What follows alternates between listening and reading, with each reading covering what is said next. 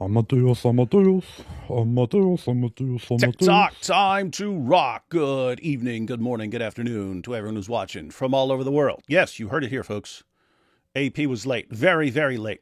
And then by the time he got I had a on, much better entrance than TikTok Time to Rock. It was Amadeus, Amadeus, Amadeus, Amadeus, Amadeus. remember that time when I randomly called you and I was on the road and it came on the radio and I hadn't heard that song in years and I called you and you were like getting ready for you were getting ready for your debate and I'm like, hey man, listen to this. I was just thinking about that earlier today because that song was stuck in my head for some reason when I woke up. And then I was thinking about that. It was on the day of the debate with Andrew Wilson when I was debating about Israel and all that. Yeah. And I'm there. That was actually a debate I prepared for extensively. And I'm there walking around, pacing around, reading stuff, thinking about stuff. And then I get a call from David. David is calling me. Hey, look what's on the radio. That was a very important call, though. So classic. Yeah, so AP was late as usual, ladies and gentlemen. And then he jumped on and there was a delay. There was a big delay between us. And so shut everything down. And then we both shut everything down and restarted. And then there was no delay. So don't know why shutting everything down works, but that's what we do. Anyway. We are delayed, but not in the way Aladawa is delayed. Yes. We're all delayed, but just in different ways, ladies and gentlemen, just in different ways. Yes. So AP. Yes. You heard of this Candace Owens lady? Yes, I have. Oh, hang on. I saw Karen. Hang on. Hang on. Let me see. I saw Karen was posting super chats before we started, and they're not. Once you start the live stream, they're gone. But I can look up what her question was. Just have to go into YouTube and look up past super chats. And oh, hey, there's a couple. Okay, those are these ones. Hang on. Oh wait, is it? Hang on. My question is, I have a lot of moderate Muslim friends, and they tell me that those verses have been taken out of context, and Islam is quite peaceful. So why do people blame all Muslims and the religion of Islam when Judaism and Christianity also have violent aspects, and nobody ever goes around saying that Christianity and Islam are at fault? Valid points, and I'm surprised that Candace and Piers didn't bring that up because they were trying to figure out. And by the end, they agreed on something, and it was like this was. Guys, lots of times when we watch stuff, I haven't seen it before. I'll watch the beginning of something and then I'll think, oh, this is interesting and we should actually cover this. And then I'll just stop and we'll watch it live. This one I actually listened to earlier because I wasn't sure because there's a ton of stuff. There's been debates we haven't reviewed. There's been a ton of shows we haven't checked out and so on. So I was wondering if this is actually cool and was listening to it. And Pierce, I'm not lying. You will see. Pierce actually brought up a really good point that even I had not thought of. Even I had not thought of it. And he brings up a good point. And I'm like, whoa, that's a good point. That needs to be made more popular. I believe. Yeah, on this thing, it only lets me see the first 1, 2, 3, 4, 5, 6, 7, 8. First 8 words of Karen Fisher's super chat. But but not in the good sense. I recall roughly what it said. So what I see is, if you believed you were, I can just read it here for you, man. It's right here on the YouTube Watch page. You can literally just look it up there. Oh, I sat there and went into the page of past super chats and stuff, and it only gives you like the first several words. Well, okay, what's it say, man? And funding on the Watch page, and you can see it right there. If you believed you were better, smarter, and more worthy than others due to your personality disorder, how did you realize you needed a savior? Says Karen Fisher. Yeah, all that stuff broke down. But yeah, Karen, if you haven't checked out my testimony video, I explain how that just totally broke down. That broke down. So I went. Nice question, and you call her Karen. I went from believing that I was the most advanced human being who ever lived to thinking I was the worst human being on the planet. So yeah, that happened. So it wasn't while I'm in the mindset of I'm the greatest person who ever lived that I became a Christian. It was after concluding that I'm the worst person on the planet. I agree. Yeah. But no, I explained all that. I explained all that in my why is it still saying I'm disconnected over here? This is on my Because laptop. you're My laptop's saying I'm disconnected. So yeah, we're having a tech problem. Okay, there we go. I just had to refresh everything, guys. Refresh because we're fresh. So yeah, guys, we're just going to check out as much of this Candace versus Pierce discussion as we can get through. Definitely want to get to a good point that Pierce made, and deserves its own video, or at least to be chopped out of that. I guess I could take the clip and then toss an intro on and play the clip and then make the point. That works. All right. All right, we'll take these first couple of super chats and we'll jump right into the epic debate between Candace and hang on. But not in the way the Al-Zut jumped into Muhammad. Yeah, that's why I wanted to hit these super chats, not in the way the Al-Zut hit Muhammad, but there's a good joke in here. Hang on. Let's see. You should turn yourself in for being late to every live stream and for saying the lamest dad joke to Sneeko. That's a good point. I should turn myself in and be locked up. Yeah. That was classic. I told Sneeko, I said, looks like Sneeko is about to have a really bad weeko. And Sneeko didn't find that very amusing, and he stormed out of the room. I've got the video clip. That was actually a funny reaction. Man. That was extremely funny. He walked out of the room and closed the door. And just walked out. And then he walks back in and he gets all close to the camera and just stares at the camera. Doesn't say anything. Doesn't say anything, and then just moves on. That was classic. So I realized Sneeko, because keep in mind, back then I didn't know anything about Sneeko. I only knew about Sneeko because he's converting to Islam. Check it out. And I made a video about him, and then found out he's actually funny. Let's see. Thoughts on U.S. military air strikes versus Boko Haram? I haven't really followed it, so there's not much I can say about it. But to what I have seen is simply that the United States has, with the permission and coordination of the Nigerian government, conducted airstrikes in Nigeria against ISIS-affiliated groups, and has began pounding them really, really hard. Not in the way the Al-Zut or the Illuminati pounded Muhammad and the Warner. But so that has been going on. The U.S. has been actually doing airstrikes there. And of course, it's a whole new controversy. Why is America getting involved? I would have to sit down and look more into the details of it to really have an opinion on that. Yeah, I've wondered for years because Robert and I, when we did a show for a long time called This Week in Jihad. And before anyone asked, Robert was just doing way too much stuff, and he had to cut back on all the stuff that wasn't immediately connected to the stuff that he absolutely has to finish. So, but anyway, we realized that we could do a show every week just on the jihad in Nigeria because it's just endless. It's endless. And along the way, we kept having to wonder whether the Nigerian government is complicit in this. In other words, they actually want the terrorists going around, killing Christians and so on, or are they just really unable to deal with it?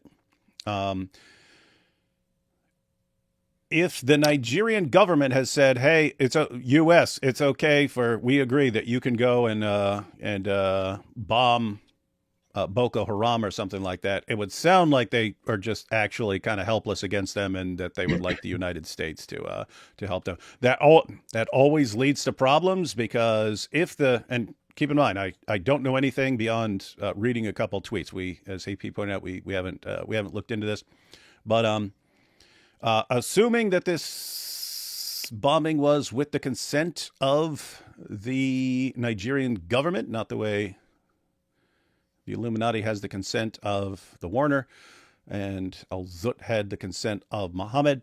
Very important clarification. But if it's with the consent of the Nigerian government, seems legit. They would be saying, yeah, we want your help taking out these guys to help them, to help us not let them keep killing people and so on. The issue is there's a problem. If you have a huge Muslim population, which Nigeria does, and then the government forms an alliance with the United States government, yeah, those officials don't tend to do very well in the long run because people point out that they're siding with the kuffar against the Muslims.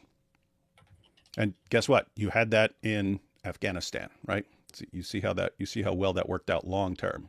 It can work out short term. Long term is pretty rough. The thing is, the bad thing is that as a result of much of what has been said about Nigeria and the oppression of Christians in Nigeria, many people might think that, especially in light of the current American airstrikes on supposedly ISIS-affiliated groups, people might think that it's ISIS-affiliated groups that are vastly responsible for the oppression of Christians. That's not entirely true, unfortunately. Usually It's those actually Fulani herdsmen. Yeah, it's usually it's the tribesmen, it's the herdsmen who fight for land and fight against Christians. Other groups in the land are responsible for. I think the majority of oppression of Christians in Nigeria is not a result of ISIS-affiliated groups. It's actually due to different movements and different organizations and groups, and also due to political pressure from the northern parts of Nigeria, which are Islamically ruled, and as far as the government being complicit, the president of Nigeria is a Muslim president who has repeatedly denied any oppression of Christians in Nigeria, and who has repeatedly denied that Christians in Nigeria are in a bad situation or facing a genocide, when every objective analysis out there makes it very clear that Nigeria is currently in the top 10 of countries where Christians are brutally endangered and persecuted and all that. So the whole ISIS-affiliated groups and Boko Haram and all that, they are one thing, but they are not actually the main driver of the oppression of Christians there. So this whole issue of airstrikes against those groups will not really solve the problem. It might only solve a problem insofar that ISIS-affiliated groups usually do not like to, work with or listen to any government. So they might be, even if they are a factor that is oppressing Christians, they are also the government and the president probably also do not want them around because they are a danger to everyone, the ISIS-affiliated groups. But again, they are not the main problem. It's a small side of the oppression of Christians there. Fox here says, I would give up my rear end if you guys can start on time for once. So we have someone who understands the thinking of the Warner, that in order to get something you want, sometimes you have to get it. Sometimes you have to give a little to get a little. That's the Warner's motto. And Fox McCloud agrees. Never got your overall thoughts on Nick versus Pierce's. I still haven't watched it. Did you watch that? I am not really. I was going to watch it when it first came out, but then I couldn't go live and all that, so I didn't. I didn't want to watch it on my own, because the only time that I would actually sit down and watch it is to review it. I personally have no interest in watching that exchange. It's like two of the most annoying people sitting and talking to each other. But what about the Jews? Hang on. That sounds pretty racist. But the Jews. Hang on. That's despicable. You're ignoring the Jews. What about the Jews? Yeah, that's our kind of assumption on how things went. Anyway, AP, if you want to review that, I'm always here. Please comment on the irony. The BBC has Jimmy Kimmel address the UK public for a Christmas message. He talked how the USA and Trump are fascists, yet the UK Labour government arrests folks for Facebook posts. Haven't been following that story, so don't comment, but yeah, that sounds stupid. The funny thing is with those comedian American hosts, I don't know which one is which because they're all the same to me. That is true. Did Israel make you late? No shekels for me. Don't need it. We got the shekels right here. Boom, in your face. In your face. Tell us. We got stacks of shekels. We got endless trunks of shekels. Face, we got endless trunks of shekels. Wait, this is Polish money. Oh yeah. And Polish money. Hang on. I have moderate Frankish friends. That sounds about right. AP, hang on. I don't know why you have never thought about my peaceful Muslim friends who don't believe in violence. One is Sheikh Mike Wingelinge. Oh, that's a good point. It's a powerful point. Have you seen the Somaliland news? Why don't you look that up real quick? I don't care about Somaliland or Somalia. There may be Somaliland news. Who's the worst, pre-Christian D. Wood or Mo? Israel becomes first country to formally recognize Somaliland as independent country. Huh. Interesting. I know that some people that I am in contact with were promoting Somaliland and the Somaliland movement or something like that as a hope in that terrible place, but I don't know much about it. Who's the worst, pre-Christian D. Wood or Mo? I would say Mo, insofar as he influenced billions of people to also be screwed up. I would say David. EP and D. Wood, when you going to live stream with Ray Ibrahim? Oh, I'm sure we'll have some dope live streams coming up. I know he had a new book that came out, so yeah, just definitely want to check that out. Yeah, sometime next week, I'm going to jump on with Robert, because Robert has a new book out about Islam's impact on women, so that should be cool. But yeah, I should get Raymond on at some point. Let's see. Have either Dr. David Wood or AP heard that Muslims believe non-Muslims are fallen angels? I saw body cam footage of a Muslim woman saying that. No, that is new to me. Doesn't sound like she has any clue what she's talking about. That also wouldn't make sense within the theology of Islam, because in Islam you don't believe in fallen angels, and Muslims don't believe that that Satan, for example, is a fallen angel. They believe that he was created from fire as a jinn. Yeah, because jinn can rebel. Jinn can rebel. Angels can't.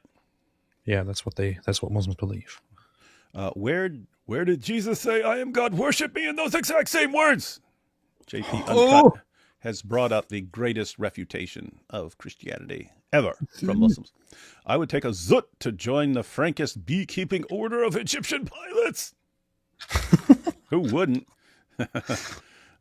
Thanks to the layman apologist. Please update on Jewish atheist woman who was moved to tears when reading the Gospel of Mark. Did she become a Christian? She seemed very intelligent. You catch that one, AP? No, who is that? What? I haven't heard of that. Rebecca. What? She's still an atheist as far as you know, right? The Rebecca? Yeah, Rebecca Bar Saif or whatever.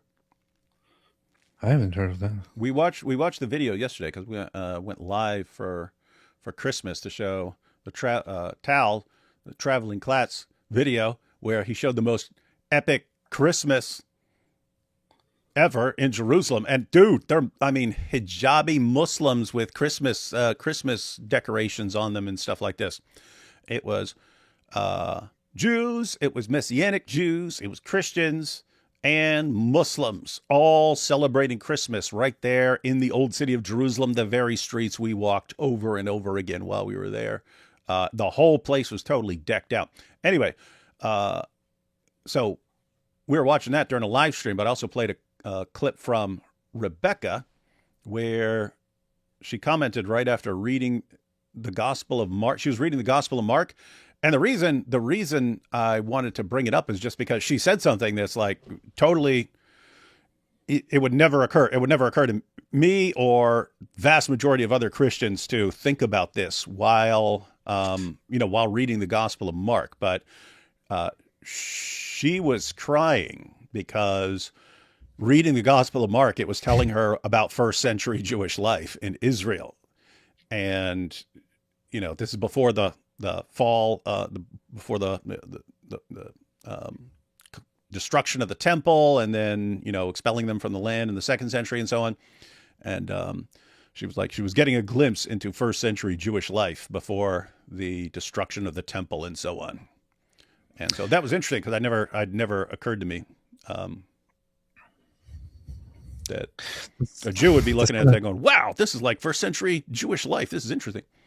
That's kind of funny because I talked with her quite a lot about Christianity, about the New Testament, about Jesus and all that. And I talked to her lengthily about this kind of stuff when we were in Israel. I talked with her about that stuff on the phone and messages and all that. And she's always had this kind of sense of a lot of respect for Christianity and a lot of respect for the message of Christianity and of Jesus. But kind of this whole, I don't know, it sounds like kind of weird and all that.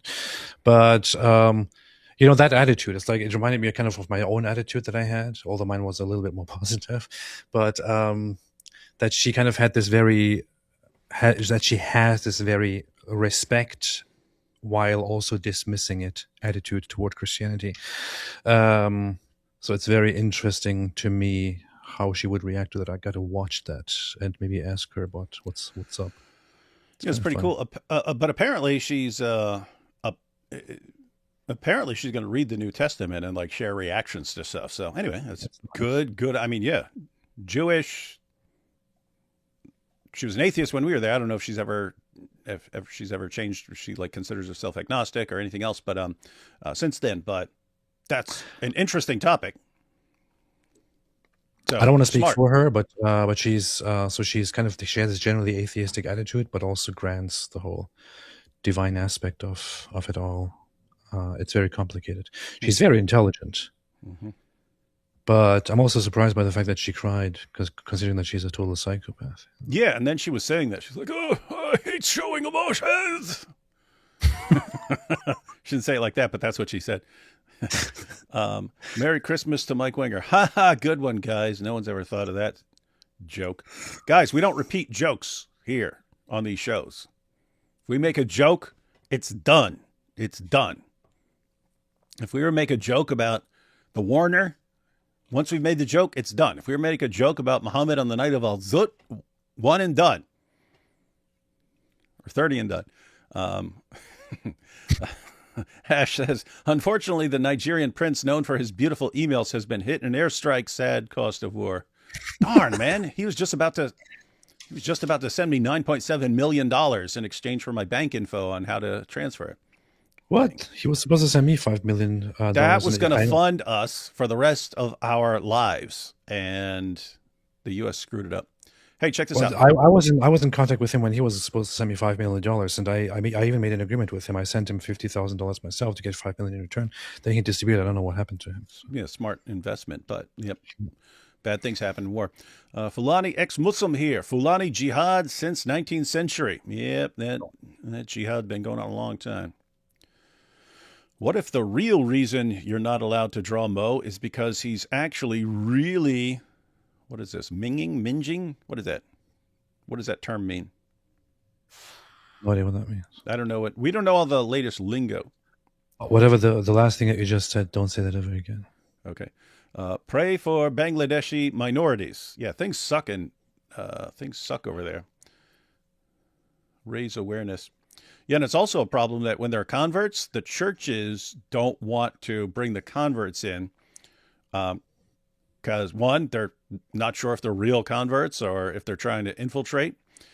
And on top of that, even if they're sure this is a sincere convert to Christianity, they know they'll become a target. If they're like, hey, come join our, then you're the church that has the ex-Muslims in it, in a place where they're losing their minds, attacking Christians, Hindus, everyone.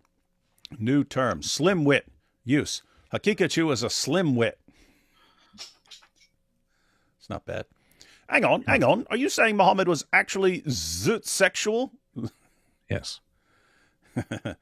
I Surah 434, my wife for confusing D-Wood with Mike Winger. Ended up on the couch. I blame Mike Winger, as you should. That is the best. That is the super chat of the day. Why so many Turks are butthurt, not in a zut sense, about the Israel-Greece-Cyprus alliance? Is that part of your plan to retake Constantinople? Because Turks feel very, very strongly about Greece, and they feel very strongly about Cyprus because in their mind they're supposed to be controlling all of that little island, along with the rest of the world, of course. And they don't like Israel, so those three getting together. If you just threw Armenia into that thing, which unfortunately won't happen because of the Israel-Armenia relationships, that would be a complete nightmare for Turks. But that's how Turks feel about this. Can we agree that the entire world needs to unite against Turks? Yes. All Turks everywhere. You heard it here, folks. As Rebecca cried thinking about Jewish life in 1st century, so the Muslim man cries thinking of 7th century Arabia and the freedom to grape and pillage. Yep, and to enslave tons of people and so on. I'm asking you guys, the rest of the church in the chat, to pray for me. Things have been a spiritual struggle lately. So, guys, this is Sarah, Apostate of Allah. You know the channel. It means ugly. Sorry for my Australianness. Okay. Oh, so, yeah, we still don't know how to pronounce it. Minging or minging. But apparently that means ugly. Huh. Interesting. Nobody speaks Australian here, and nobody has any obligation to speak Australian. Yeah, the only Australian word I know is Foster's. That's Australian for beer. It is a giant prison population, so what? I know. Yeah, and they develop their own language, but it's all like prison lingo, which you'd think I'd know, but it's on the other side of the planet, so they have their own prison lingo there. And the funny thing is, it is basically Mars. I'm not even sure why Elon Musk is trying to go to Mars, because you already have Mars down there, and it's a Mars populated by a prison population speaking an unintelligible language. What is this? Mm-hmm. Yep. Yeah. So, guys, if you're ever in Australia and you want a beer, don't walk in and say, "I would like a beer." They don't know what you're talking about. You walk in and say, "I'll take a Foster's," and then they'll give you a beer. Nice. All right, everyone. And then you get killed by some weird wild animals. Yeah, I know. They do have a lot of weird animals down there. From the Horn to the Chad, one state solution for East Africa. Nice. That's pretty good, pretty base. All right, let's go ahead and check out Piers versus Candace Owens. Two of the great, most brilliant minds of our time. Let's check it out. Do it. No matter what your opinion is about Candace Owens, and very few people don't seem to have one, she has a definite knack for commanding attention. Many people have been openly enraged by her theorizing on the assassination of Charlie Kirk. Many have been captivated nightly by what they see as either a thrilling real-time investigation into a colossal cover-up or a cynical strategy to exploit the most emotive and consequential news story of the year. Several of the Candace Owens claims are focused on Turning Point USA, the organization funded by Charlie Kirk and now run by his widow, Erica, who last week issued this firm request. She has been one of the main peddlers of these conspiracies, and she is making a huge amount of money on it. She is building her business off of these lies. Mm-hmm. What do you want to say to her and the other people that are putting these lies out into the world right now? Stop. That's it. I don't think, if I recall, I was listening to it earlier, so I listened to the entire thing. I don't think Piers brings this up, if I recall. I don't recall hearing him say it. But AP, back when Candace was starting all this stuff, didn't she say that there were two people who could tell her to stop and she would stop? Yes. Who were those two people? Was it the Pope? No. Was it Nick Fuentes? Nope. Who were the two people, if you recall? Her husband and Erica Kirk. So interesting. Not her priest, not the Pope, no one. But anyway, yes, she said the only two people who could tell her to stop were Erica Kirk and her husband. And here, I think Erica was drawing on that. She said, stop. And Candace has made it clear she is not going to stop. So I'm guessing even if her husband told her to stop, that she would not. I disagree. If he insisted and he said no means no, she would not stop. I disagree on that. I think if her husband told her, hey, go out there and say, I'm a clown and I love it, she would literally go out immediately and say, hey, I'm a clown and I love it. Okay? And nobody can tell me anything about it because being a clown is totally cool. Okay?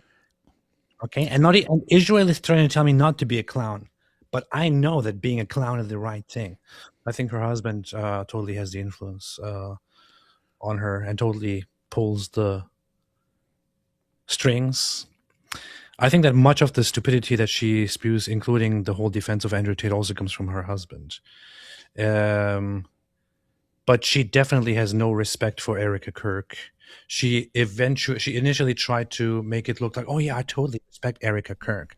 Yeah, it's very clear to me that Israel killed Charlie Kirk, and I'm not saying that Israel did kill Charlie Kirk, but we all know that Israel killed Charlie Kirk. And if you ask me if Israel did kill Charlie Kirk, and if I ever claimed that Israel killed Charlie Kirk, I would of course say that I would have never made that claim, because I would never claim that Israel did kill Charlie Kirk. But we know for a fact, although we don't know, but we don't know, but we know that Israel did in fact kill Charlie Kirk. And the only person who can stop me from saying that is, of course, because everybody else respects her, Erica Kirk, until Erica Kirk actually tells me to stop, because then I will just say that she's an evil person who also has her dirty fingers in this. That's basically what she did. Yeah, I think if Candace's husband said, "Hey, that's your husband. I command you to stop," there would be like a live stream the next day saying that her husband is connected to all of this. And one other cool thing that Piers did was he gets her to try and say what she think happened and who's actually involved, and she is sticking to, yep, it's Israel and the Egyptian planes and the U.S. government and some people at Turning Point who at least are involved in a cover-up.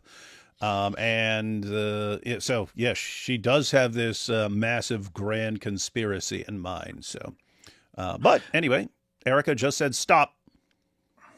Here's the thing. There are some people who go around and say, "Oh yeah, of course." Now, Candace Owens is totally exaggerating and she's making up things that's probably not true. But of course, we can't ignore that there are lots of unanswered questions about the incident.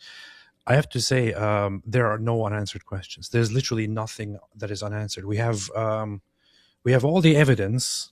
We have multiple camera angles that directly pointed at the moment that Charlie Kirk was murdered. We can exactly analyze where the bullet came the from. Illuminati sense. Yes, approximately, at least. We see that he was clearly killed with a bullet that came toward his neck that inflicted a fatal injury. We have the bullet. We have the weapon. We have the suspect who was not under the protection of any entity or any organization or any being, whatever it is. He was directly turned in by his own parents. We have him in front of court. We have him admitting to doing it. There is nothing unrealistic and nothing weird about the shooting itself, or about the handling of the weapon, or about the bullet and how it was shot, and any of that. There's nothing suspicious or weird on the scene, unless you want to take like one clip or something and then don't actually listen to what that is about, but start asking questions in the Candace Owens sense, and then create your own stupid conspiracy theories about it. There's nothing about this incident, nothing about the killing of Charlie Kirk that is in any way suspicious or weird. The questions have very much been answered. We have the killer. We know who it was. We know that it was a sick individual, and that's it. Anyone who at this point goes around and says, "Oh no, there are too many questions about this. None of it makes sense. There are too many things about it that don't make sense." I'm sorry, you either don't know what you're talking about or you are grifting. There is nothing about the incident that doesn't make any sense. Everything is very, very straightforward and clear. And those who do spend their time trying to turn this into a giant conspiracy theory are actually doing nothing except grifting, helping the grifters, or helping the murderer and similar perpetrators who also want to commit attacks like this. Because when somebody does something evil like this, and people then go around starting these wild conspiracy theories about it, what you basically are doing with that is you are encouraging others to also engage in something like this and to create a new mystery, or even to get away with it. We know the evil, sick murderer. Have him judged. Yeah, I'm with Piers on this, because Piers is saying, hey, I'm open to some evidence proving me wrong and stuff, but I really, really think that this is the guy who shot him, and that when this all goes to trial, we're gonna see that, yeah, we do know what happened. there are some other issues, like was his boyfriend actually in on it? And were those texts written just to exonerate the boyfriend and things like that? So you have things like that. And there are lots of details where people are like, hey, I don't get this. This doesn't make a lot of sense. And so there are things that could be clarified and so on, but kind of looks like a guy climbed up on the roof. And even in this, matter of fact, I'll just wait till she says it, but she's saying stuff that is like has been proven idiotic and just completely wrong. And she's still saying it. It's like, what kind of investigation is she doing? But let's go ahead and watch, and we'll get to it. That's all I have to say. Stop. Well, shortly after that, Candace Owens was invited to a lengthy private meeting with Erica Kirk, which is now the catalyst for frenzied speculation that she may be having second thoughts about some of her theories. She's also, I should add, marking the release of her new book, Make Him a Sandwich. And amid all of that, she joins me now for her first interview since the meeting with Erica Kirk. Candace Owens, welcome back to Uncensored. What are you doing here, Candace? You should be making your husband a sandwich like your book says. It's good to be with you at the end of another year. Yes, and what? Don't they eat like cucumber sandwiches or some crap over in the UK? Like rich people, they eat cucumber sandwiches. Anyway, Hey, stop talking trash about the UK, man. It's make not me a Australia. cucumber sandwich with extra cucumber. Who thought of that? Anyway, I don't know. Year it's been, not least for you. It's fair to say your fame continues to rise. Infamy, some would put it. But you're always a welcome guest on Uncensored. Let's get to this extraordinary meeting that you had with Erica Kirk. It came right after we saw her say in that CBS town hall, you should just stop with the conspiracy theories. Candace didn't. So who approached who about you guys actually getting together? I think, Piers, I think it's who approached whom. Don't mean to correct your British language, but Whomst approached it's whomst. whomst approached whomst. Whomst approached whomst.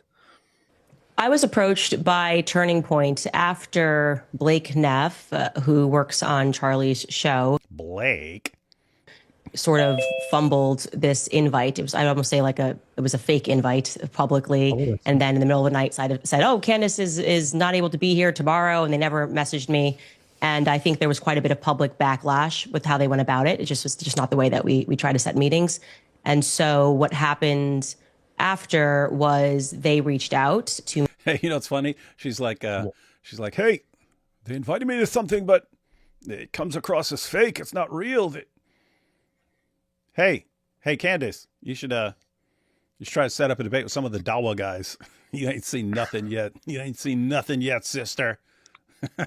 The funny thing about her approach, man, is just you could literally walk down the road and say hello to her, and she would talk about this as like, I mean, why did he say hello to me? I mean, there's something weird about the way that he said hello, and I really wasn't sure about how to respond to that because Netanyahu told him to say that. Something about it, and something in the tone of how he said an Egyptian hello. plane flying overhead. Coincidence? And guys, believe me, I have these feelings. I can tell. I can feel when I'm something is vibing. off. There's a vibe. And something wasn't vibing right with me. Yeah. So when that I guy don't said know hello now. to me, when that guy said hello at the store, I knew that something was going on. I knew. I got the vibe. I don't know, but I know this man's trying to assassinate me for Bibi Netanyahu, and I'm going to do a 75-part series finding out who else is connected to this. And you probably won't believe me right now, but I just had a dream about this. And I'm telling you right now that in very, very soon, in near time, everything will come out. And I will have all the evidence, and it will be shown, and everybody will see then and there, without any questions, that it was actually Israel that said hello to me that day. Mm-hmm. Yep. Okay. He said Erica would agree to do a live stream, just the two of us. And then after Erica's PR blitz, they reached out again and said that they felt that it was better for us to meet one-on-one as opposed to us sitting down having Megyn Kelly moderate, which was the idea originally. Fight. And so where did you? We all concluded that you guys should meet one-on-one. in the octagon, that would break some record. That would break all records for the octagon pay-per-view. My goodness. Have your summit meeting At a hotel here in Nashville. and a lot of your, as you know, a lot of your supporters, fans of your show, Here in Nashville? think that you may have been lured into a trap. Did anything while you were there make you think you were being lured into a trap? I don't know that a lot of my fans think that I was being lured into a trap. I think ahead of time they had Yeah, they did. some Is he concerns, going obviously. to? Is he going to play that clip? So as soon as the meeting was over, Candace actually went on her show and said, "And you guys told me not to drink water, and I didn't drink any water. I brought my own water." Like she was implying that they might be trying to poison her during that meeting or something. Yeah, it is weird. I mean, it is weird given her view of how many different people and groups are involved in this massive assassination.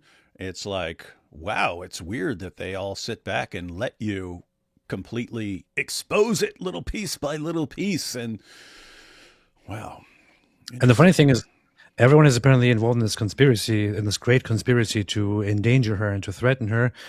And among all that, she trusts all these strangers online who leave her messages on what to do. Yeah, isn't it weird? Weird. Interesting stuff. Because I think in general, after you see a public assassination and you start tracking so many lies that are happening, there's going to be an understandable amount of angst that people feel. And I certainly felt the angst as well. I've obviously been. There's literally not a single lie that has been officially told that she has actually proven to be a lie during this entire investigation of hers. Yeah, she pointed out. She said, and I pointed out things that were lies, and they said they were mistakes. But and she gets to that. She's getting to that. Very clear that I am suspicious of some of the characters that are at Turning Point USA. So I totally understand why the public was concerned. Including Andrew. When you saw Erica, she was obviously angry about you in that CBS town hall. What was her demeanor like when you met her? Well, I don't think that she thought she was angry in that. I think maybe that was the characterization from the public. I certainly thought she was angry as well. And she sort of clarified that she was a bit annoyed by the questioning, the way in which Barry had set up the question with the podcaster Candace Owens, which I think was definitely being driven more by Barry Weiss's feelings towards me, long-running feelings towards me, than it was perhaps for the benefit of CBS and trying to pretend to be an impartial journalist. So I think she was frustrated by the line of questioning, is what she explained to me. So how would you categorize the 4.5 hours? If you were looking at it in totality, what was the tone of the conversation? What do you think you both got out of it? Well, for me, answers to the questions of trying to understand why there were so many Turning Point lies and why instead of people acknowledging that these are lies, I felt that there was this billion-dollar psychological operation to convince people that Candace is just crazy. These aren't lies. These are made up. And so billion-dollar operation to convince people that Candace is lying. Billion-dollar operation to convince people that Candace is lying. Yep, they put $1 billion into it. Just like how much did they put into? Weren't they? Wasn't it like people are going to assassinate Tucker or something back then? I don't remember. I remember there was some big pile of money. Oh no, it was Netanyahu. Netanyahu had this huge fund of who knows how many millions of dollars to discredit Tucker. But that's nothing now. Now it's $1 billion to silence Candace Owens. So just, guys, when people are criticizing Candace Owens, like us right now, just know it's all part of this $1 billion thing. It just seems like that's a thing now. Anytime anyone disagrees with you, you just say, oh, yeah, there's $1 trillion operation, and it's all to fund people saying this stuff. And I guess then you don't have to take it seriously. Cool. Smart. We should start doing that, man. Anytime anyone disagrees with us, it's because they're getting paid by I don't know, ISIS or something.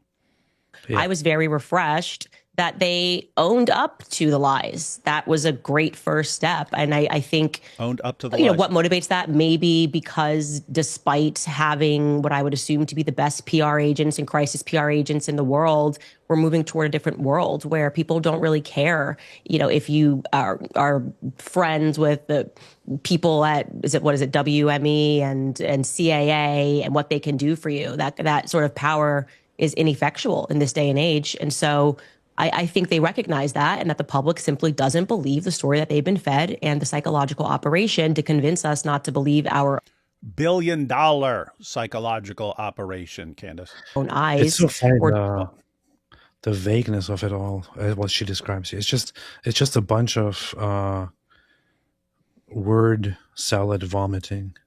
But anyway, continue. to trust our common sense instincts has failed. Okay, And I think so- on their end, they got more clarity on how I figured out certain things, more clarity on why I am convinced that there are people that are inside of Turning Point that are dirty. And I was able to share more with them off record. And I think that they got more clarity in exchange. Before we get into some of the sort of specifics, is there not a danger here? I've already seen it in some of the reaction from people that follow your show.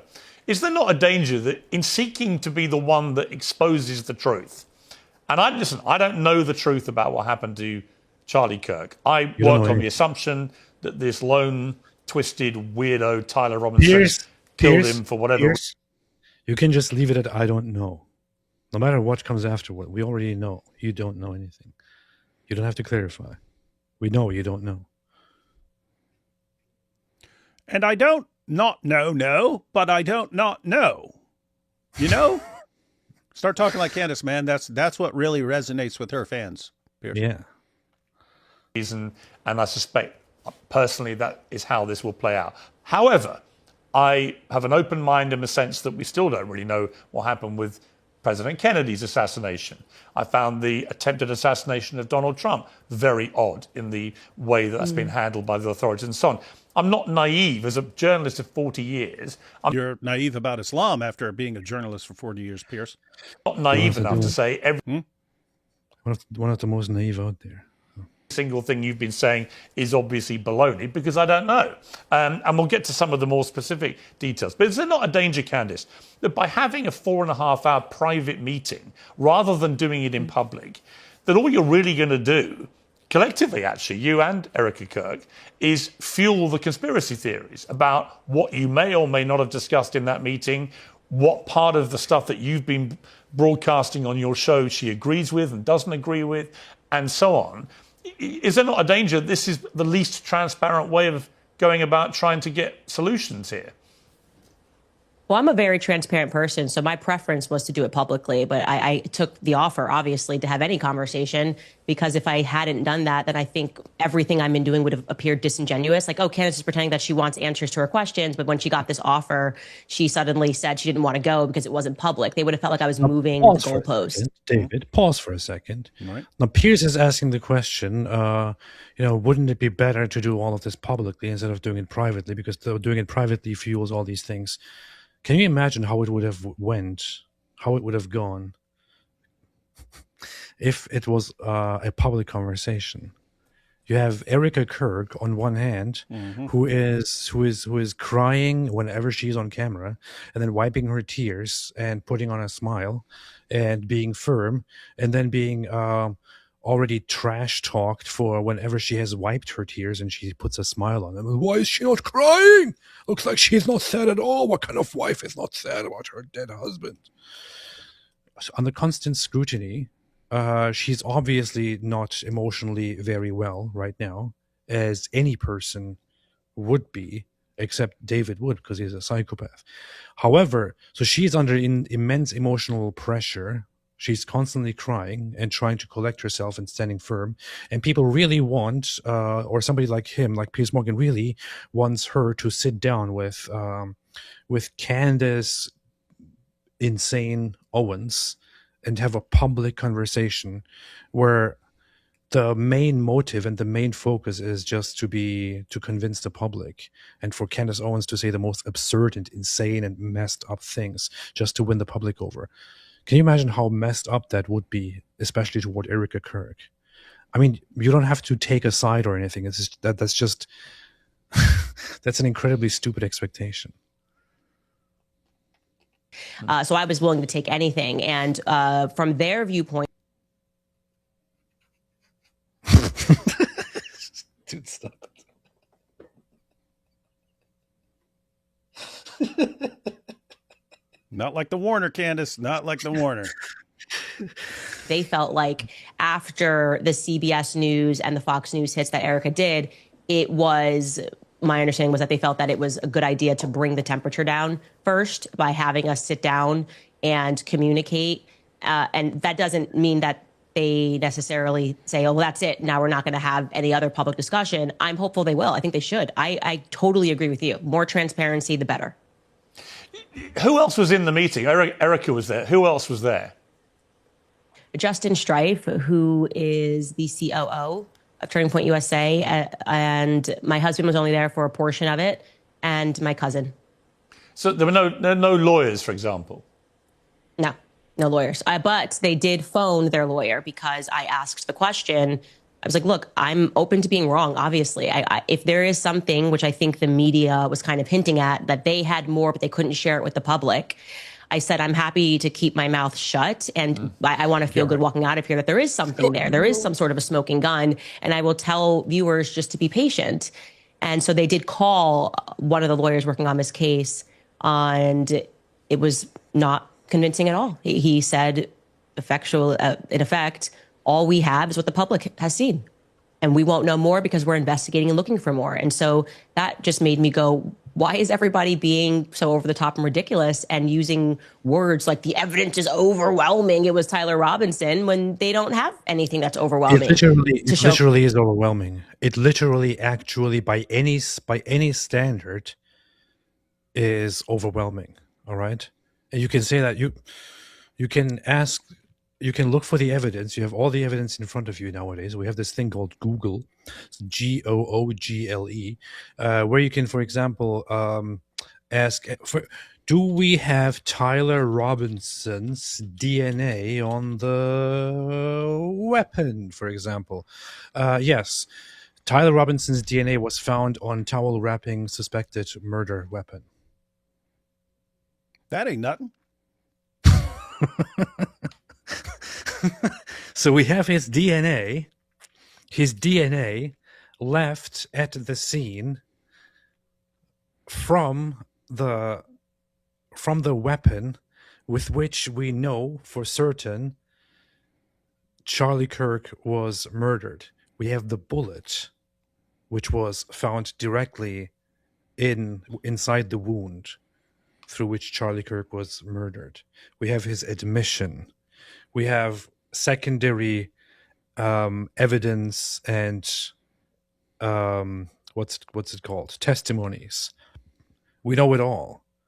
We have multiple people involved, multiple people directly involved, not affiliated with anybody out there, not affiliated with any security forces or government forces or whatever, who all have attested, who all have come forth and confirmed that this is what happened, that he is the one who pulled the trigger, that he is the one who did it. Okay, we know we have the evidence in front of us.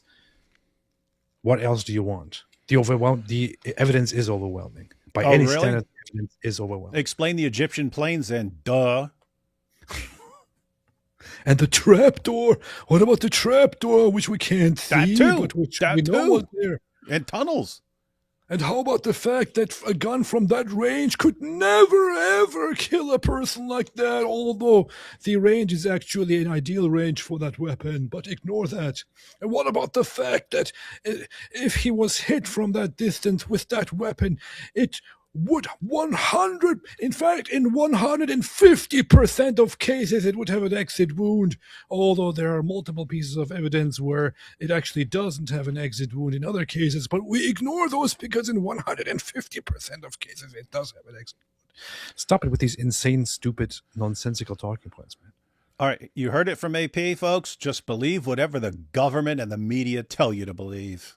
You heard it here. AP said it. Just believe whatever the government and the media tell you to believe. You heard it here. They don't have a video of him taking the shot, which I think was something that I assumed. Like, okay, there's all these cameras. Maybe they actually have that They don't have a video of him taking the shot. See? video, and they're waiting for a moment to release that to the public. They don't have a video of him taking the shot, because everyone is filming, behind them. Not Charlie. They're all filming in the other direction. And so why? Here's the thing: I don't have a video of Candace's wife of Candace's husband impregnating her. So how can I be He said he's a sure? wife. How can I be sure? Is Mr. Farmer actually Mrs. Farmer, who was born Mrs. Farmer, but transitioned at some point, and then to throw everyone off the trail, married Candace Owens, and then when more people were getting on the trail, he actually conspires to have Charlie Kirk killed to distract everybody. I have never seen a single piece of evidence, no, not a second of footage of Candace's husband impregnating her. So how am I supposed to believe that she actually fell pregnant through those means and that it was actually him doing it? It clearly shows that there's a greater conspiracy here at play, and it shows also that her husband is actually a woman. And just to be clear, everyone, no one here has ever seen Mr. Farmer's alleged penis. And so until I didn't want to say it, but there it is. Until we have the proof, we can only assume that Candace married a woman. And let me just say this. I don't know, but I know. This is all true. Because I had a dream about the absent penis. Mm-hmm. I had the same dream. Coincidence?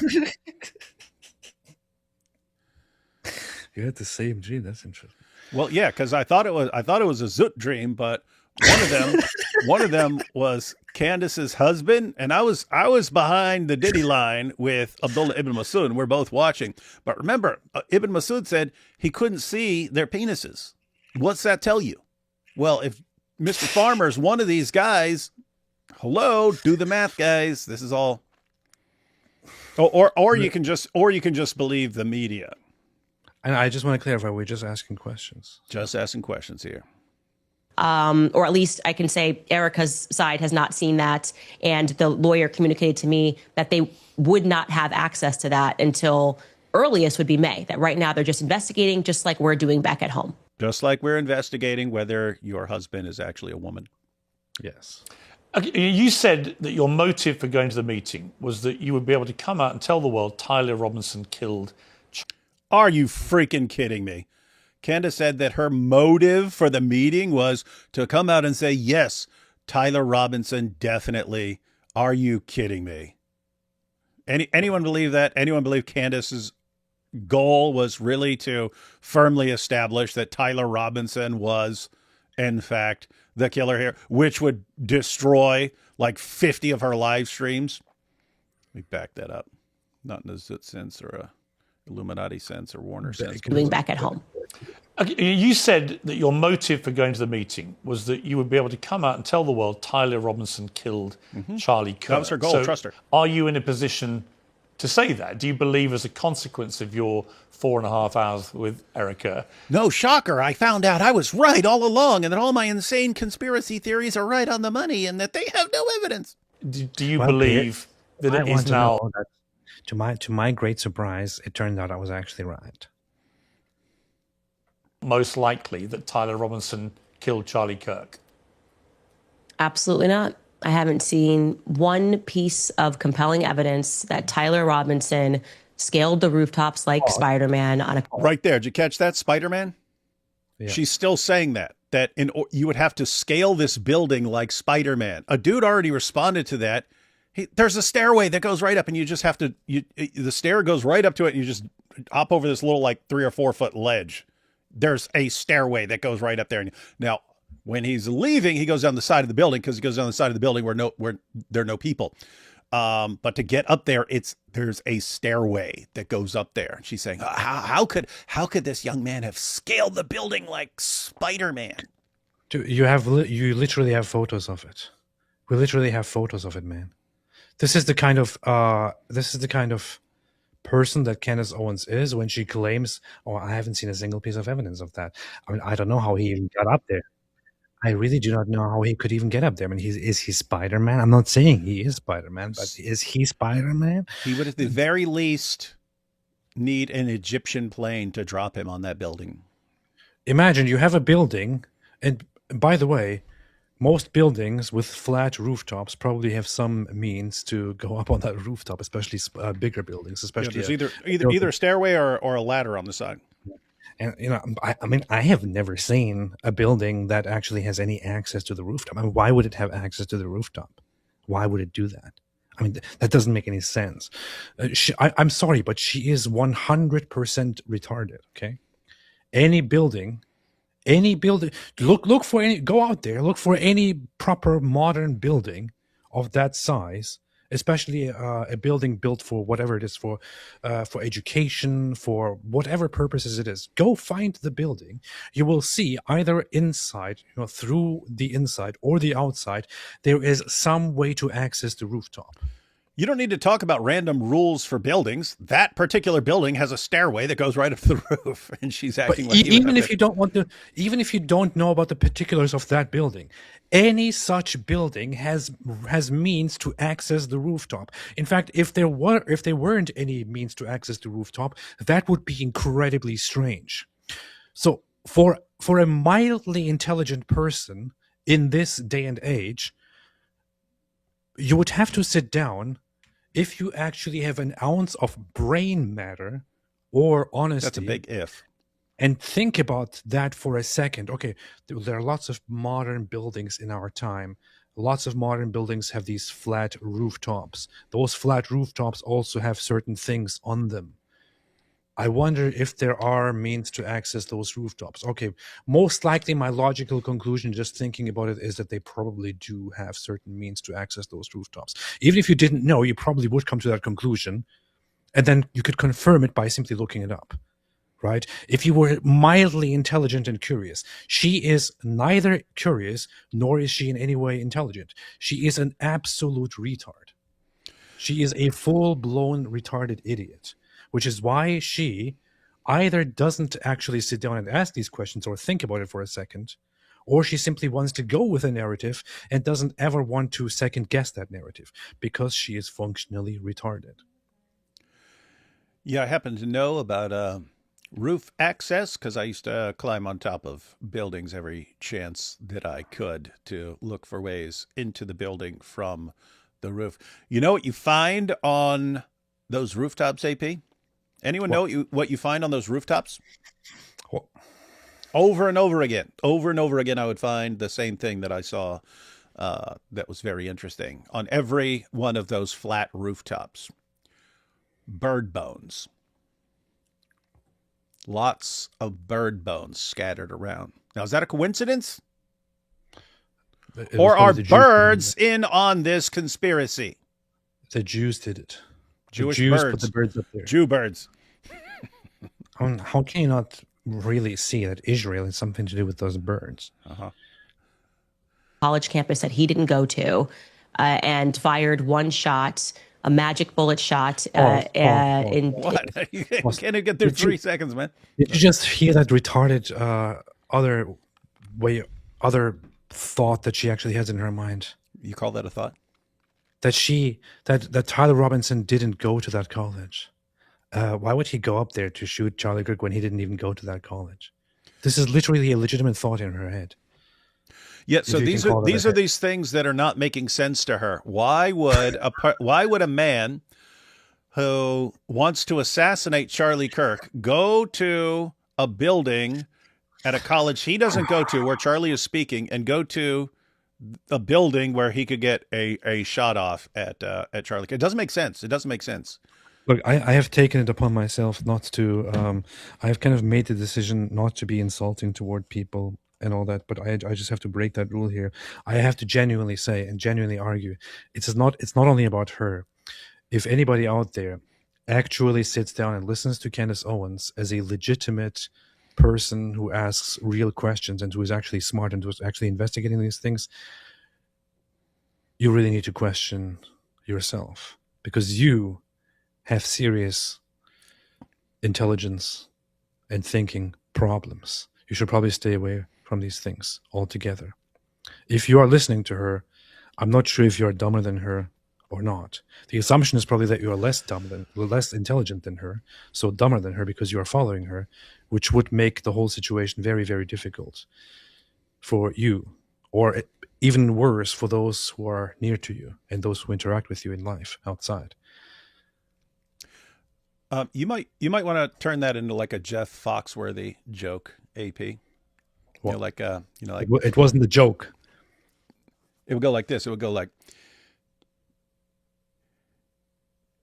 if you think Candace Owens' theory about this guy needing to climb like Spider-Man instead of just using the stairway that leads up there is good proof that there's Egyptian planes involved, you might be a retard. And killed Charlie Kirk. I have not seen one piece of compelling evidence. In fact, I've seen more compelling evidence to the contrary. Who does Erica think What killed her husband? Well, I think that in her recent PR blitz, she sort of communicated that she trusted her team, and her lawyer was using kind of the same rhetoric that the media has been using, where there's really, this is like, it's overwhelming. Maybe he didn't say the word overwhelming, but he was it's very AP clear, was just saying. I think is what he said in particular. And then I pushed back and I said, what's clear? The affidavit? That's all you guys have? And I did tell him, if you would never be my lawyer, because it's just, a lawyer that's just kind of giving you adjectives, and I don't need a cheerleader. I need someone to be practical and to say, we don't have anything yet. I think the communication should be. She wants a lawyer to say, we don't have anything yet. That's what she wants. She would want a lawyer to say, okay, you got the guy, you got his DNA, he's up in the building, jumps off the side, we got video of him all over the place, and we got the weapon, we got a confession by him. His own parents turn him in after realizing it was their son. When the feds go in there, then they got the confession because he's been texting. What you're supposed to say in response to that. Keep in mind, it's not just, hey, it's not enough. It's, we have nothing. None of that is anything. But if there's some Egyptian planes and they were landing by, now we got the case cracker, guys. We got the case cracker. We are hopeful that throughout this investigation, we are going to uncover more evidence that links Tyler Robinson to this crime. I do feel confident that he was involved in some capacity on that day. As I have said many times on my show, I was the one who broke the story that he was at the Dairy Queen throwing out clothes, a local Dairy Queen, throwing out clothes in a nearby cemetery. And so I do think he was involved, and multiple people were involved that day. And I think he. Now, why would a guy who just assassinated someone want to change clothes and throw out clothes? Oh, I guess he has some role, just, Jews Probably obviously have a way bigger role. Because Israel was telling him to throw clothes away. Israel said, go throw those clothes away, or you will not get your shekels, boy. And then Netanyahu came up to him and said, hey, your role today during this assassination process is to simply go there and then later on appear somewhere else and throw a bunch of random clothes away. And I mean, think about this, guys. Think about this. Like, seriously. So Candace believes that he is involved in a big conspiracy, right? But who's being charged? Just him. So he's the one who could get the death penalty, or I really believe that Erica will ask not to have the death penalty imposed on him and just, to get life in prison. So this guy is going to spend the rest of his life in prison unless Candace can create enough doubt. She only has to convince one juror. That there is some weird conspiracy going on here and that Tyler is not likely to be the one that actually pulled the trigger. That's what she needs to convince one freaking juror. And this dude does not go to prison for this. Hey, David. Sorry, go ahead. Continue. I'll ask you something after that. Oh yeah, I just wanted to point out. So she only has to convince one juror. But think about this. So the theory is Tyler has some limited role, namely he's the clothing disposer. So whoever really is involved here, the plan was give Tyler Robinson your clothes and he'll go dispose of the clothes in a graveyard. Okay. Then Tyler's parents turn him in. They find the confession and so on. But keep in mind, Tyler knows, according to Candace, if she's right, he plays some role. So he plays some minor role as clothing disposer. But he's the one who gets charged with murder. You don't think this would be a really good time to start spilling who actually is behind this? And therefore, and guess what? Nobody knows. Guess what? You'll walk. You'll walk. If you're the clothing disposer, they will gladly give you a deal for exposing other people in the plot. Like in a heartbeat. Oh, wait, I forgot. If you got the entire government involved, then maybe that's not an option. But they said if I expose them, they will not give me my $7,000. Mm-hmm. Hey, David. What? Google the question: are modern buildings required to have rooftop access? I could also ask the question: are Dawa guys required to have bottom access to join the Illuminati? Are modern buildings with flat roofs required to have roof access? AI is clearly controlled by the Jews because it says, yes, modern buildings with flat roofs. No, it says often have mandated roof access. It says often mandated roof access. I'm guessing. Well, I don't know what you're looking at. I'm guessing it depends on the state. What state was that? So, Utah or something? Modern buildings required to have rooftop. Yes, modern buildings require rooftop access. It is part of the of building codes. This was Utah. Are Utah buildings required to have rooftop access? Yes, Utah buildings generally must have rooftop access if they are 4 stories or taller.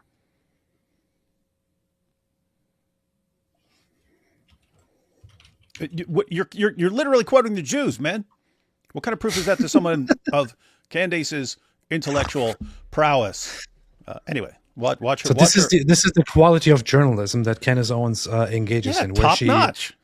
Where she is like, am I supposed to believe that this guy Tyler Robinson just climbed like Spider-Man on a rooftop and then took a weapon, despite not even going to that college, and then killed Charlie Kirk? She thinks you have to be Spider-Man to get on top of a building in Utah. Oh, hang on. We're getting some of the conspiracies. We're gonna go in the super chat. So we gotta go through the super chats to get to the conspiracies here. Hang on. Yes, we Australians do have weird animals. Most of them reside in Lakemba, Bankstown, and Auburn masjids. Oh, I thought you were going to say, something cool about some of your weird animals, but you turned it into something about Muslims. Shame on you. Oh, Candace, if she really had the receipt, she'd be able to take it back. Surely her bill is still under warranty. We're actually going to come back to that because Piers eventually calls it just BS. And that's interesting because that's called Brandolini's Law. And we're going to talk, it's her main tactic. Candace Owens, if you're wondering what Candace Owens' main tactic, she uses various manipulation tactics and so on. It's actually cult level tactics, like cult formation tactics. But the main thing she uses is called Brandolini's Law. And it's related to what you just said there and what Piers is going to say. Zoot story, where can I find it? Watch my 2 videos that I did on the Al Zoot. Powerful stuff. Thank you for not letting me hear her voice for longer than 20 seconds at a time. Yeah, you can thank AP for that. I'm trying to just let Candace talk forever and ever and ever. Hey, guys, you know what I'm going to do at the beginning of the year? I've only watched one of her. It was either the first or the second one that she did after Charlie was assassinated. I only watched one. But I think at the beginning of the year, I'm just going to binge watch. I think I counted up, it was like 50 hours. It was like 50 hours of her deranged conspiracy theories and stuff, but I think I'm going to binge watch them over a period of like 3 days, go through all of them, and then post my reaction to all of them. Should be fun stuff. Candace, No matter how hard the GOP tries to make radical Islam happen, the base doesn't care about it. me. Merry Christmas to you too. Yeah, this is the woman that couldn't find any evidence of Andrew Tate. She couldn't find any evidence of Andrew Tate being involved in sex trafficking and so on, despite, you're hearing this, AP? There's a woman who couldn't find any evidence against Andrew Tate, but she finds evidence of the Egyptian planes. It's interesting. Oh, nice. Candace would be perfect for dawah work. She hates Jews, check. Makes claims without evidence, check. Does not know how to do proper research, check. Oh, yeah, and that's why it's interesting that Candace and Piers would agree on Muslims, right? But for completely different reasons. Piers because he's trained to be a journalist in the UK, and that's just a requirement there. And Candace because the more you... Hey, dude, we should come up with some law. We should come up with some law about conversion on something like the more you hate Jews, the more friendly over time you're going to be towards Islam, and the better you'll think it is. Because we see that over and over again. That's true. We can all agree that Europe is historically Christian. You can blaspheme Christ and face no repercussions, but if you question the Holocaust, you face prison time. Holocaustology is the new religion. Hey, we got a Candace fan here. We got a Candace fan. Let's see. Nigerian here. Candace is a grifter. Many thanks to Donald Trump for al-Zuring the Islamic terrorists. God bless all apostates and Merry Christmas, guys. I would accuse this person of being a racist for cheering on the annihilation of Islamic terrorists, but he's Nigerian, so can't call him a racist, guys. So just so anyone knows, anyone in the United States or Great Britain, if you said, yes, Islamic terrorists who are slaughtering people in the name of Allah should be wiped out, you get called a racist. And it's just... I think that Candace Owens also likes Muslims because Muslims hate Jews, hate Jews, and she thinks that's cool. So she probably likes Jews, likes Muslims because of that. Notice David and AP are leaning into politics. Where have you... These kind of comments actually, why are you starting to talk about politics? Me and Nabil's channel originally started taking it because we were talking about Dearborn, stuff that was going on in Dearborn.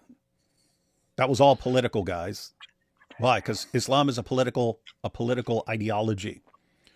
We didn't just start this, guys. We always talk about politics, and we'll talk about whatever we want, so quit whining. How much are they paying you to slander Candace? We keep showing you the shekels. We're not even hiding it, guys. We're not even hiding it. And to be fair, Polish rubles or whatever they use. Attacking Candace only makes you $3,500 by Israel. They don't care about it that much. Yeah, that's why I'm questioning this $1 billion campaign. Yeah. You know how I know that the Jays do not control the world? Because Warner would have gave up his rear end to get platinum membership. That's true. He would have done it. He'd have been like, what? The Jews control the world, and now we'll give you my butt. I'll give you access to my butt. I keep forgetting that there are people here who are watching this who may not have seen the other live streams. Yeah, I'll say this one time, guys, for background, not in the Warner sense, but the Warner recently got exposed by one of his buddies, one of his fellow Muslims, for saying that he would take it up the butt if it would get him membership in the Illuminati, and so that was pretty wild. I authored a book of Nazarene archaeology and want to share it free with all. I found inscriptions dated to 42 AD declaring Jesus is risen and Son of God. We gotta see some confirmation of that stuff. What mental condition does Dr. Wood think Candace has from what he's seen so far? I personally say she's a crazy chick, but what's the technical term? I think she's high functioning, kind of low level schizophrenic. And I'm saying that because we actually went through it where she would say, and I know this, and we looked at what it was based on, and it wasn't there at all. She actually explained it. Here's how I know this guy is lying, because of this tweet from Charlie that said this, and there's like zero connection, but she sees it. And so that sort of thing that you think you're seeing things that no one else around you sees and so on, that sounds schizophrenic to me. But, you know, she's got a huge platform and so on. So you think that she's able to keep it under control if she has to. But once she goes out on her own, she no longer, the more famous she gets, the less she needs to keep the crazy under control. She can let it out more and more. So I think she's some sort of like mild schizophrenic. Have you seen JP Sears' video proving Candace is a man? No, but I would love to check that out. JP does some funny stuff. I will check that out. Candace, Evidence is fake and gay. Therefore, there is no evidence. that is her overall reasoning there. So is Candace a man or a lesbian? I'm just asking questions. Lesbian. I mean, she married a woman. She's a lesbian. But she was also in love with Charlie, clearly. That actually comes up here. So Candace walked into that meeting with an open mind to anything that would implicate the Jews. Yes, that is correct. That was her open mind. You guys are Mossad agents paid by Spider-Man, but I don't have any evidence, okay? Just asking questions. Leave her alone. She's a young mother. I mean, you could just ask me that now. I will just tell you it's true. So. That is true. Everyone knows only J-O-O with fiddles climb roof. Oh, yeah. That's true. That is true. Yeah. Fiddler on the roof. How Good did point. Fiddler on the Roof get there? How did he get there? All right. So here we have the Candace fan showing up. One of two. So he walked through a college with a gun without raising any alarm. We literally have footage of him walking with like this weird limp with one leg is straight the entire time. So normal step, then straight leg step. Why? Because he clearly had the rifle down his pants leg. He's just walking around with a rifle. Didn't use the stairs he came from to get down. Right, because, yeah, he went over the side of the building where no one was so that he could take off. While everyone's over there freaking out over the shooting, he's on the, oh my goodness, he went down on the opposite side of the building where there were no people. Oh my goodness, you see, why would he do that? Disassembled the gun. He didn't need to disassemble the gun right there.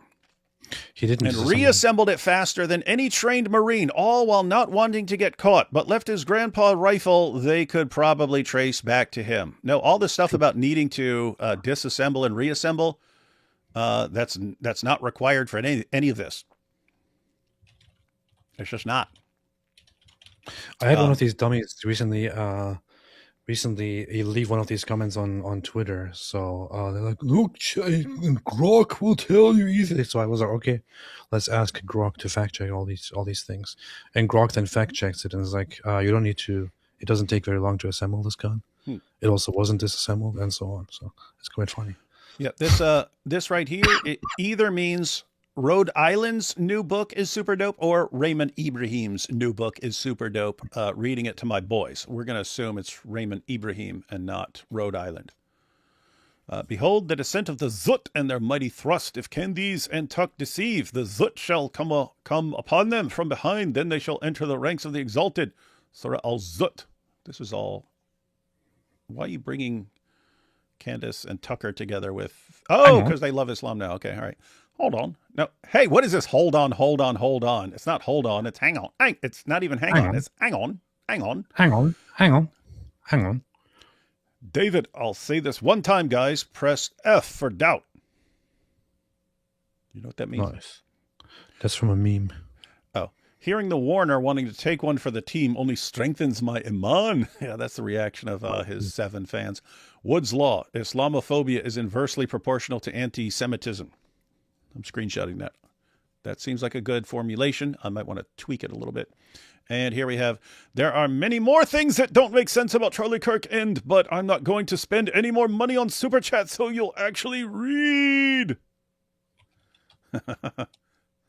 Well, how are you going to convince us if you don't keep sending these Super Chats? Candace fan?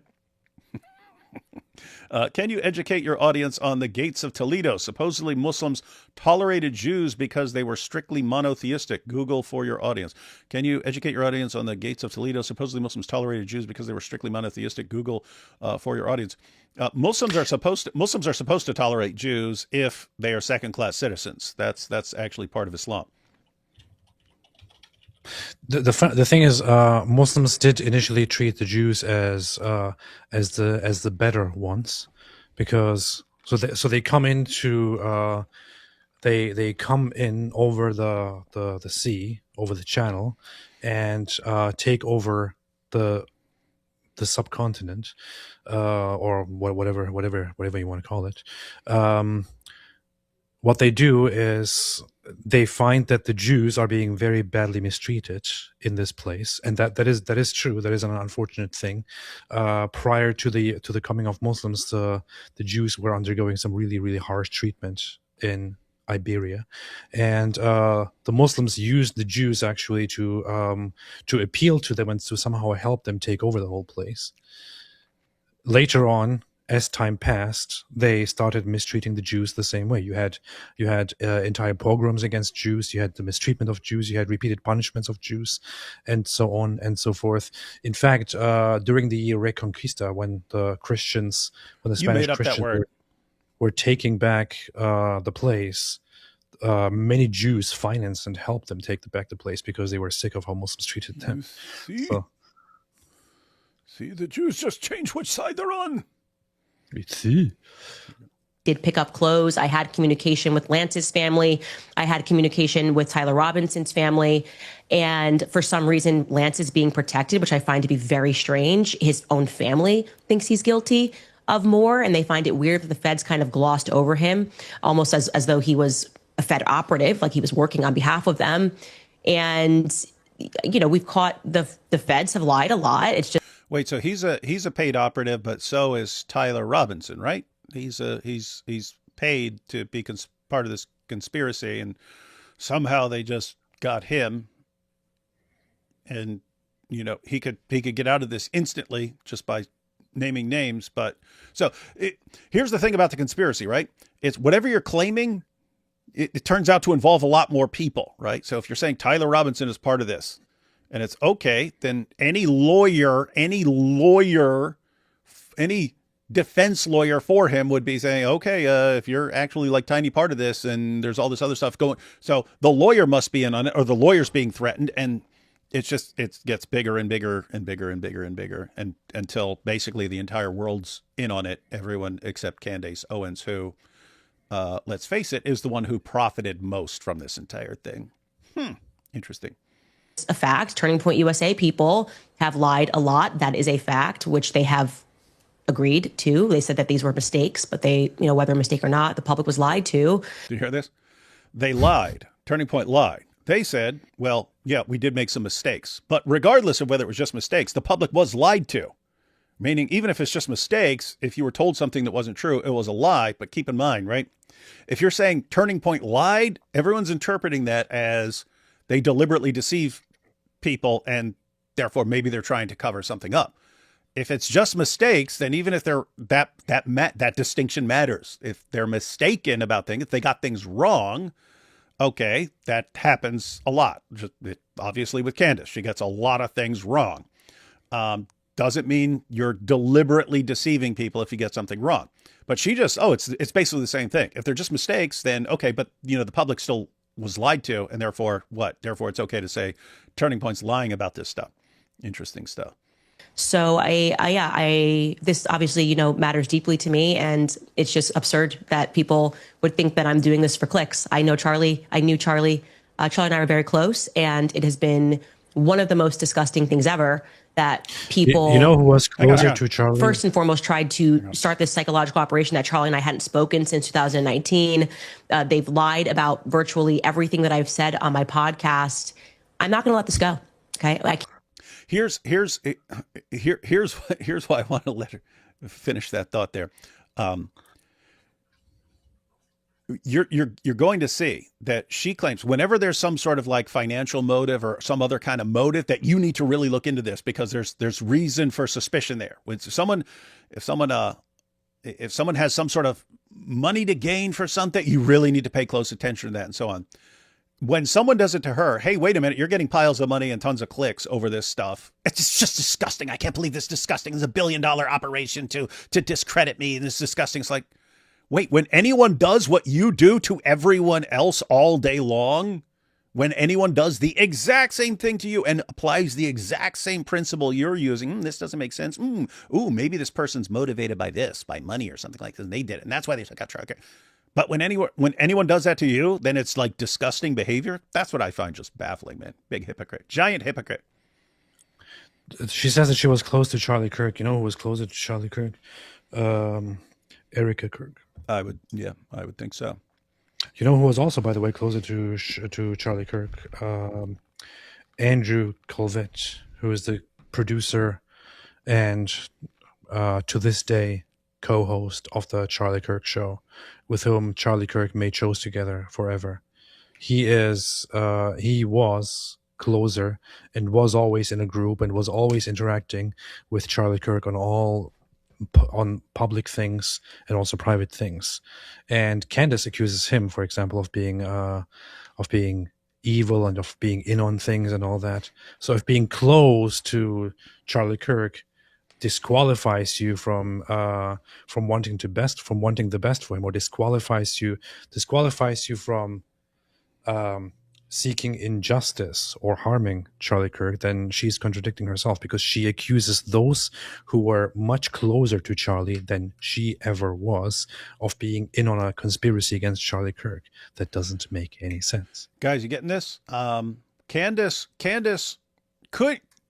can't be using this for clicks and money and for attention. She can't. Why? Because she was friends with Charlie Kirk. Okay, everyone Candace is accusing of being either involved in the assassination or covering it up, as far as Turning Point is concerned, are also friends with Charlie. So yes. How is that? That's no, according to her, that's no defense. According to her, chatting back and forth with Charlie Kirk is no defense against accusations. Whenever she's the one doing the accusing. If someone accuses her of doing this for a click, then suddenly, well, she was friends, so it's obviously absurd, right? Biggest hypocrite ever, man. She was also, by the way, insulting and accusing that one pastor who was very close with Charlie Kirk. Yes, that comes up. She was fighting him. She also, as far as I remember, early on joined in on some conspiracy theories about Frank Turek. Mm-hmm. If I don't remember. And Frank Turek was significantly closer to Charlie than she was. Yeah, he considered Frank his mentor for doing that, because that's what Frank does. I mean, Charlie does the Christian stuff and the political stuff. He does them both. Frank just does Christian stuff, but he does what Charlie does. He shows up to a campus and it's hey, step up to the mic and challenge me.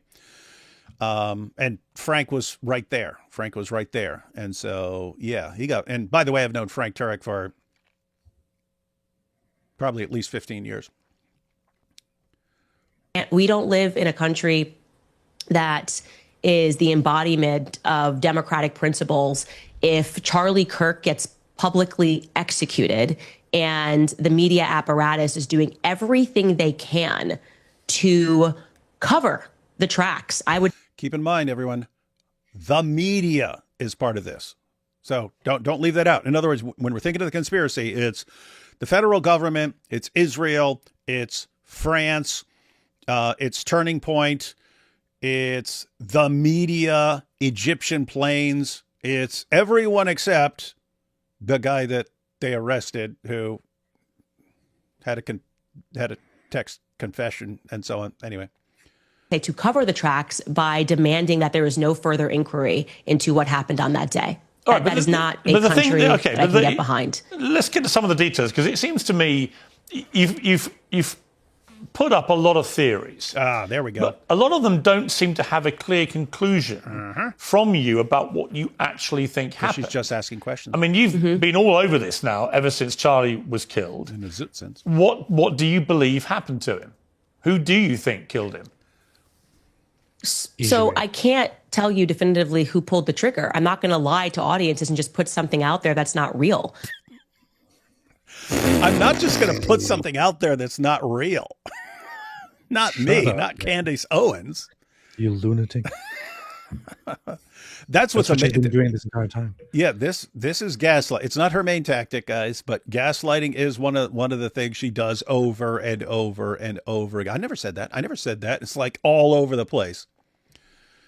But what I can say is I feel convinced that the feds were involved. She feels convinced. I can tell you that. I think the feds were Feds involved. Media involved, feds involved. Involved in staging a cover-up. I think Kash Patel knows what happened and did not happen on that day. I am convinced by me being told by people that are feds that he is not acting right Well, This is a clearly deceptive form of rhetoric where you. I actually watched a very, very nice things about that recently, where you basically say, I'm not saying this is what happened, but it's quite clear that this is what happened. This is basically what she's doing. It's a very effective form of manipulation, especially for those who don't understand what she's doing. yeah, and do you hear this? It's and Kash Patel, yeah, he's definitely in on this, and he knows what happened. So keep in mind, there are people who know what happened. They know exactly what happened, but they're not sharing that. Why? Because there's a big conspiracy. But then she's saying she knows feds. She's got feds who are feeding her information. They're like, yep, we're not allowed to look into this. Candace, you have what, thousands of people involved in this? Like, why don't you get one of those people to tell you? Because there are thousands of people who are involved in this, right? I mean, if you're saying the media is being controlled by the federal government and being told what to say, why wouldn't like one honest journalist come forward and say, you know what, we got this memo from the U.S. government and they said, by golly, you better cover this up or you're dead. I mean, you could anonymously release the letter. You could anonymously release that. Hey, we've got here's the smoking gun.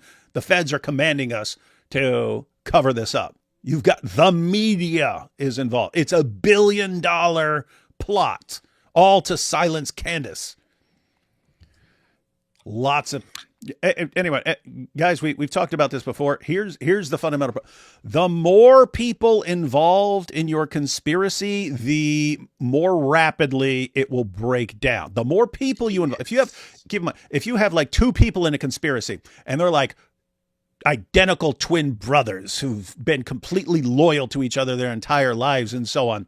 And they have this conspiracy. Well, that might actually be successful and so on. If you have it, the smaller and more devoutly loyal to each other, the people involved in a conspiracy are, the less likely it is to break down. When you have a conspiracy that involves thousands and thousands of people, and any one of them can come out and expose it at any time, and the more rapidly it will break down. So any other stuff, right? Like she didn't believe the moon landing's happening. Okay, they're talking thousands of people were involved in NASA and the moon landing and stuff like that.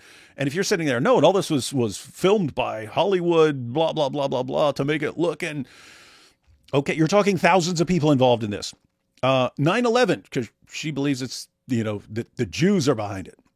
The Jews are behind 9/11. Okay, but it's the Jews and the U.S. government and the media and everyone all working together. Okay, you're talking thousands of people, and anyone could come forward and say, actually, you know what? I'm ready to tell what would happen. And anytime you're having one of these grand conspiracies that involves whatever the political party that's in charge is doing, right? There's a reigning political party in charge that's part of this grand conspiracy theory. Then what happens when the opposing political party wins the next election?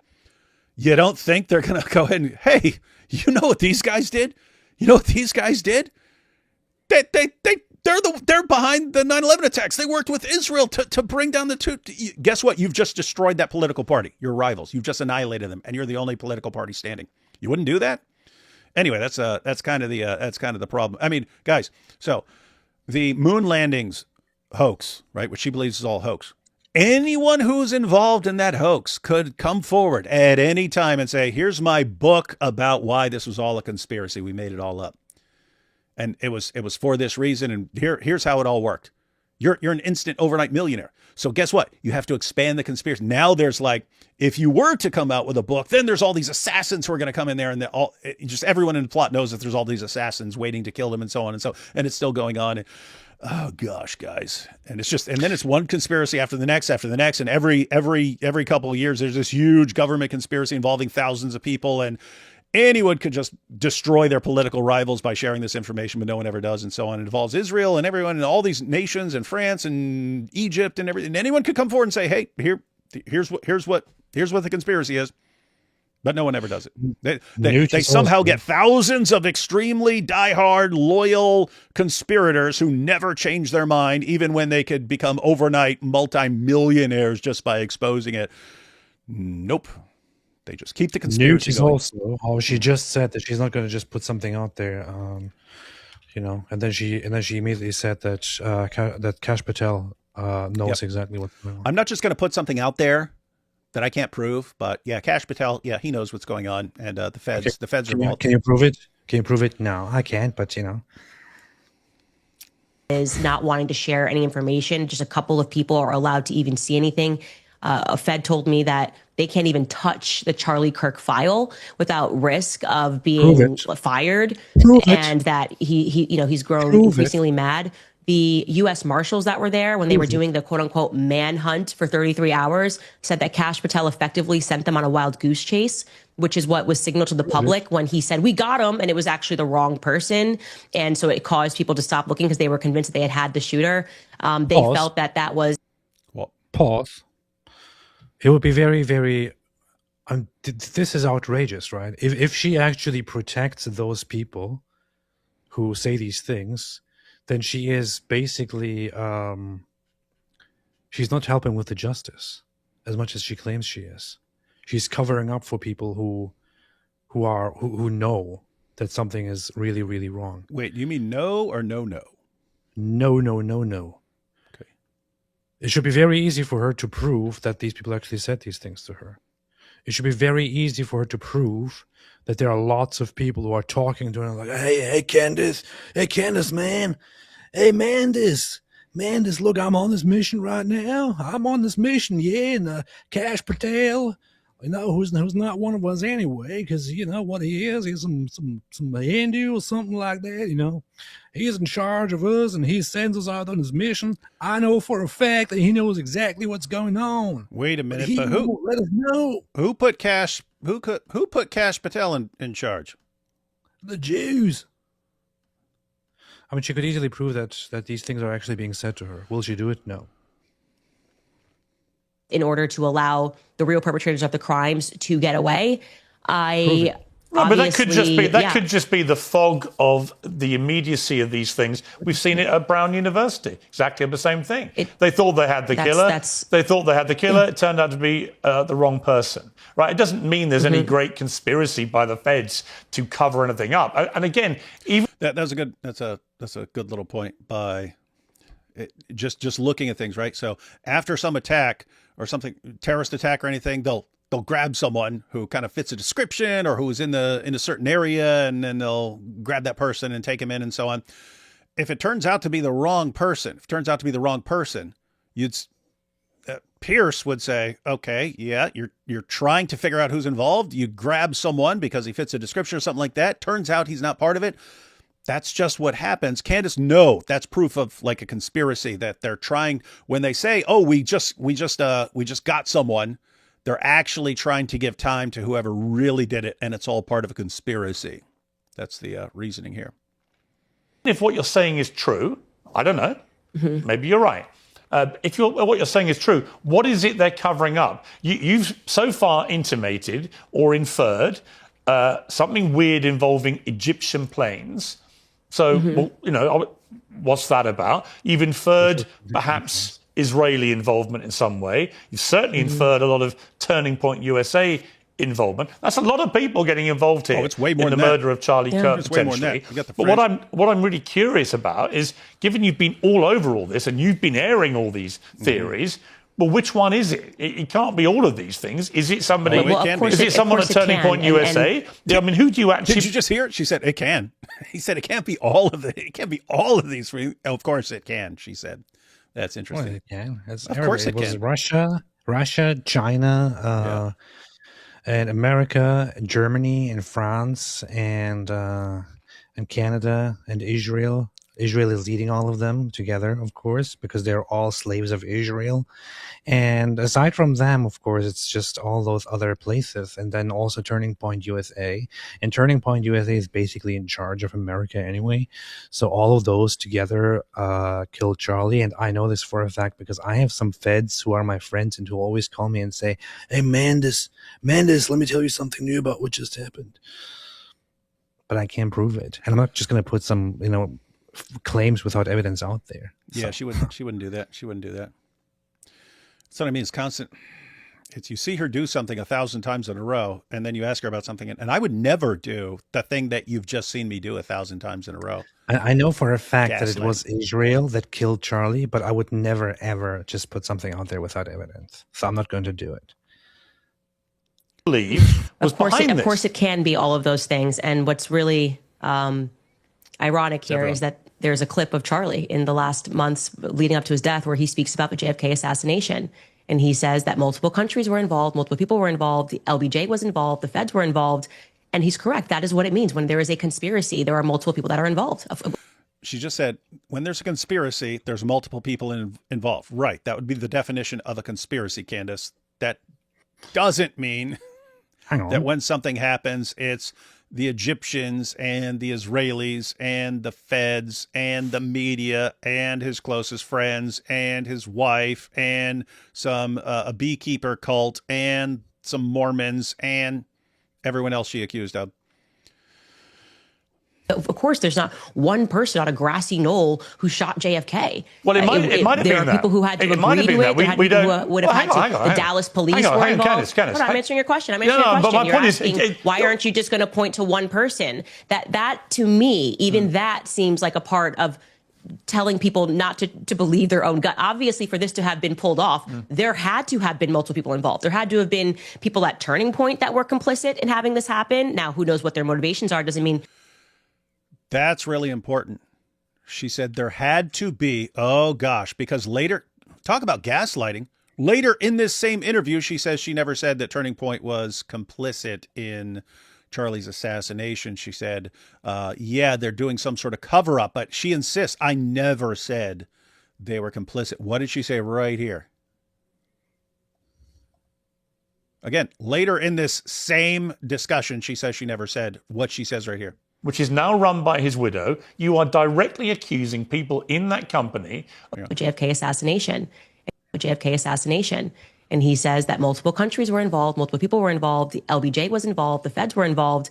And he's correct. That is what it means. When there is a conspiracy, there are multiple people that are involved. Of course, there's not one person on a grassy knoll who shot JFK. Well, it might have been that. There are people who had to agree to it. There had people who would have had to. The Dallas police were involved. Candace. I'm answering your question. You're asking, why aren't you just going to point to one person? That to me, even that seems like a part of telling people not to believe their own gut. Obviously, for this to have been pulled off, there had to have been multiple people involved. There had to have been people at Turning Point that were complicit in having. There had to be people at Turning Point who were complicit. Later in this exact same interview, she's going to say, I never said people at Turning Point were complicit. And Piers goes, you just said it. You just said it. And she goes, no, I didn't. Happen. Now, who knows what their motivations are? Doesn't mean maybe this person's like, hey, I'm going to help you. Hang on. Okay, let me stop you. Hang on. When you say obviously somebody. And did you hear what he cut her off, but she said, and we don't know what the motivation was. Maybe it's just someone who said, yeah, I'm going to help you do this because she says later, she never claimed anyone at Turning Point was complicit. Let's see what she's saying. He's asking me right here. Turning Point. You are accusing right now people that worked with Charlie Kirk at the company he built, which is now run by his widow. You are directly accusing people in that company of being complicit in his murder, right?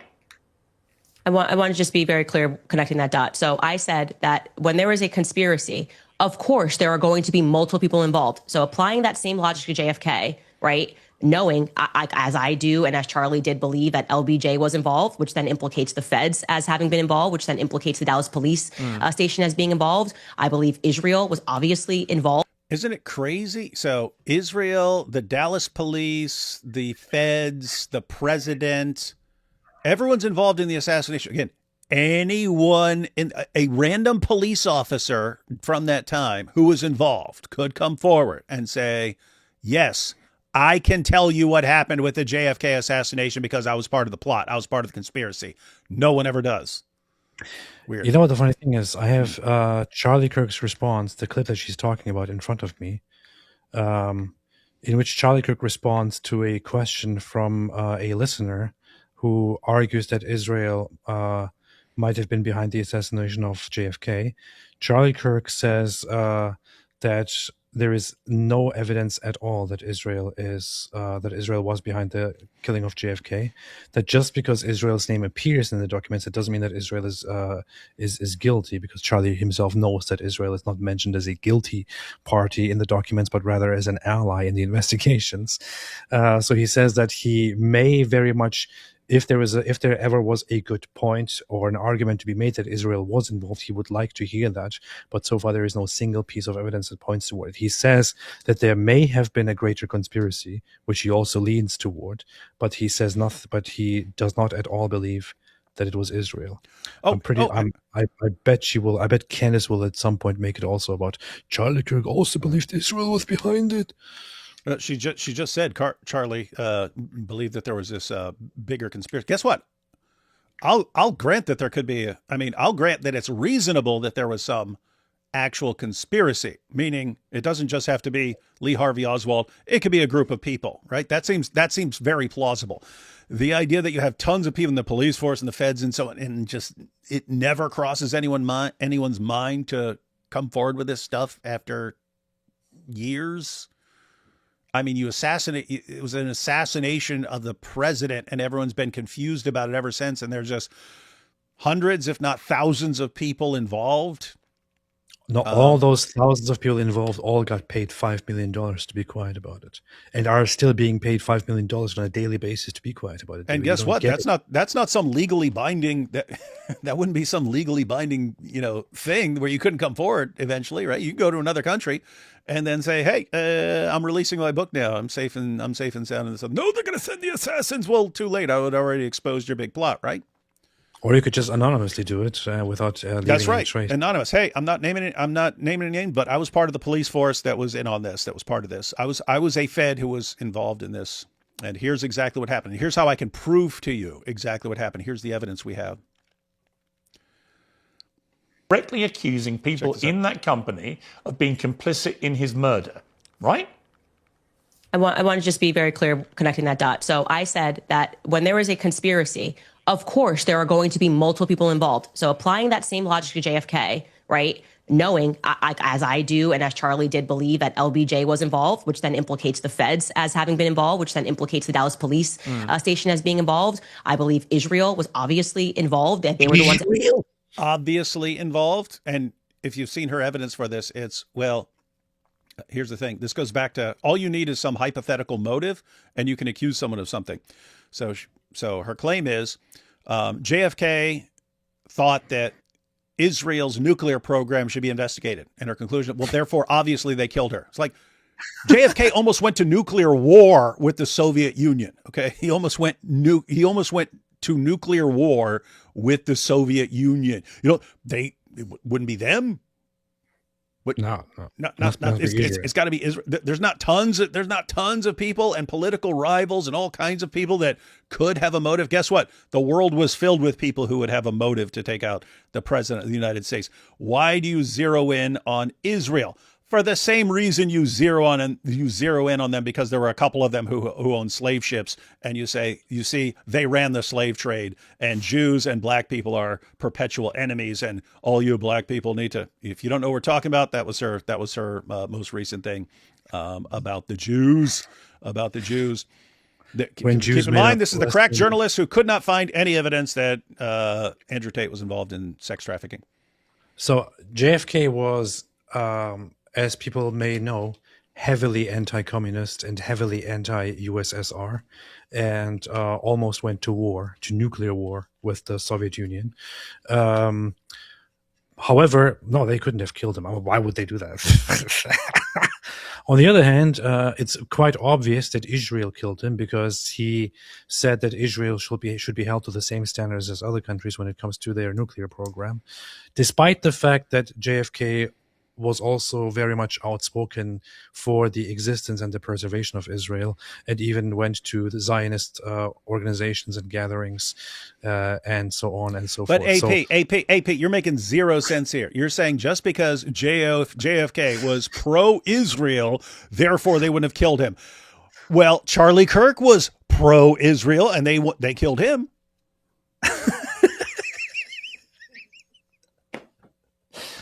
Touche.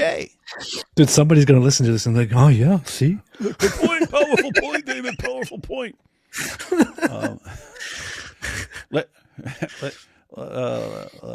Let's listen a little more, Candace, and I'll tell you what her main tactic is, guys. Wanted him dead for saying that what is now AIPAC should have to register under FARA. So there's motive. There are people that have to be involved on the ground that day. There are people that have to be willing to allow the perpetrators to get away. There has to be media that's complicit. And that's what literally Operation Mockingbird was. It was established to persuade the public. Candace, here's the problem. Well, hang on. It was established. Yeah, but here's the problem with everything you're saying. In this massive you keep saying, and this is where people think you're prone to endless conspiracy theories for whatever reason. Okay.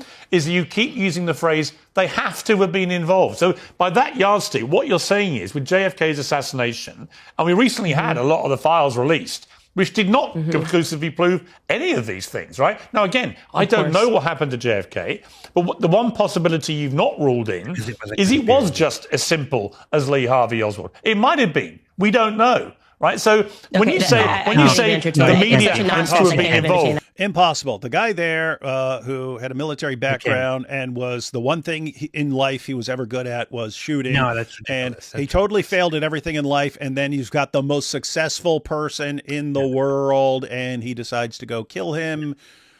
Impossible. Can't be. It can't be. There has to be somebody else. Has to be. And whoever it is, it has to involve Jews. It has to involve Jews. Could it be the simple explanation, the one that we have in front of us? No. No. It has to be something else. Occam's razor is from the devil. Something else. Has to be. It can't be the simple explanation which is right in front of us. No. It has to be something else. I mean, even if you so badly want to believe that there is a greater conspiracy, it's kind of ridiculous to say, no, it absolutely cannot be this simple explanation. It has to be a huge conspiracy, which I cannot prove at all. That's not smart. Okay, that's incredibly stupid. Mm-hmm.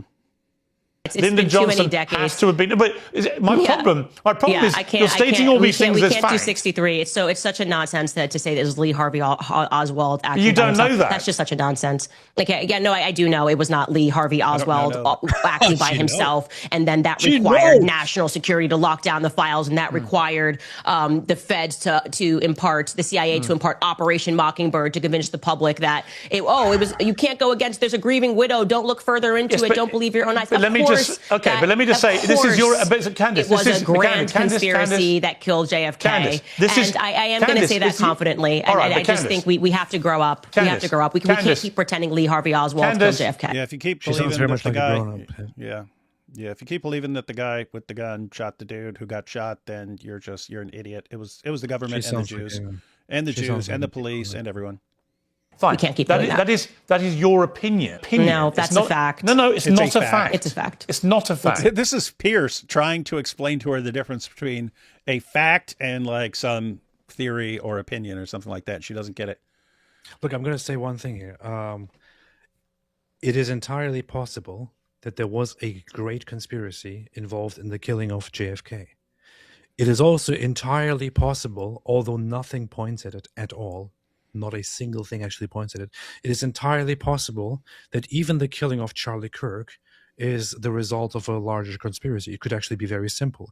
It could be that somebody paid somebody to look away, to let this other guy who was also paid by somebody to be paid by somebody who was paid by somebody to carry out an assassination. It was made to happen that way, right? It's totally possible that is actually true. It's totally possible that such a conspiracy was at play. It's completely Totally possible that aliens did it. That's possible. It's not impossible. So it's possible. Yeah. If we want to go strictly by possibility, yeah, it's not impossible. So, good point. Touche.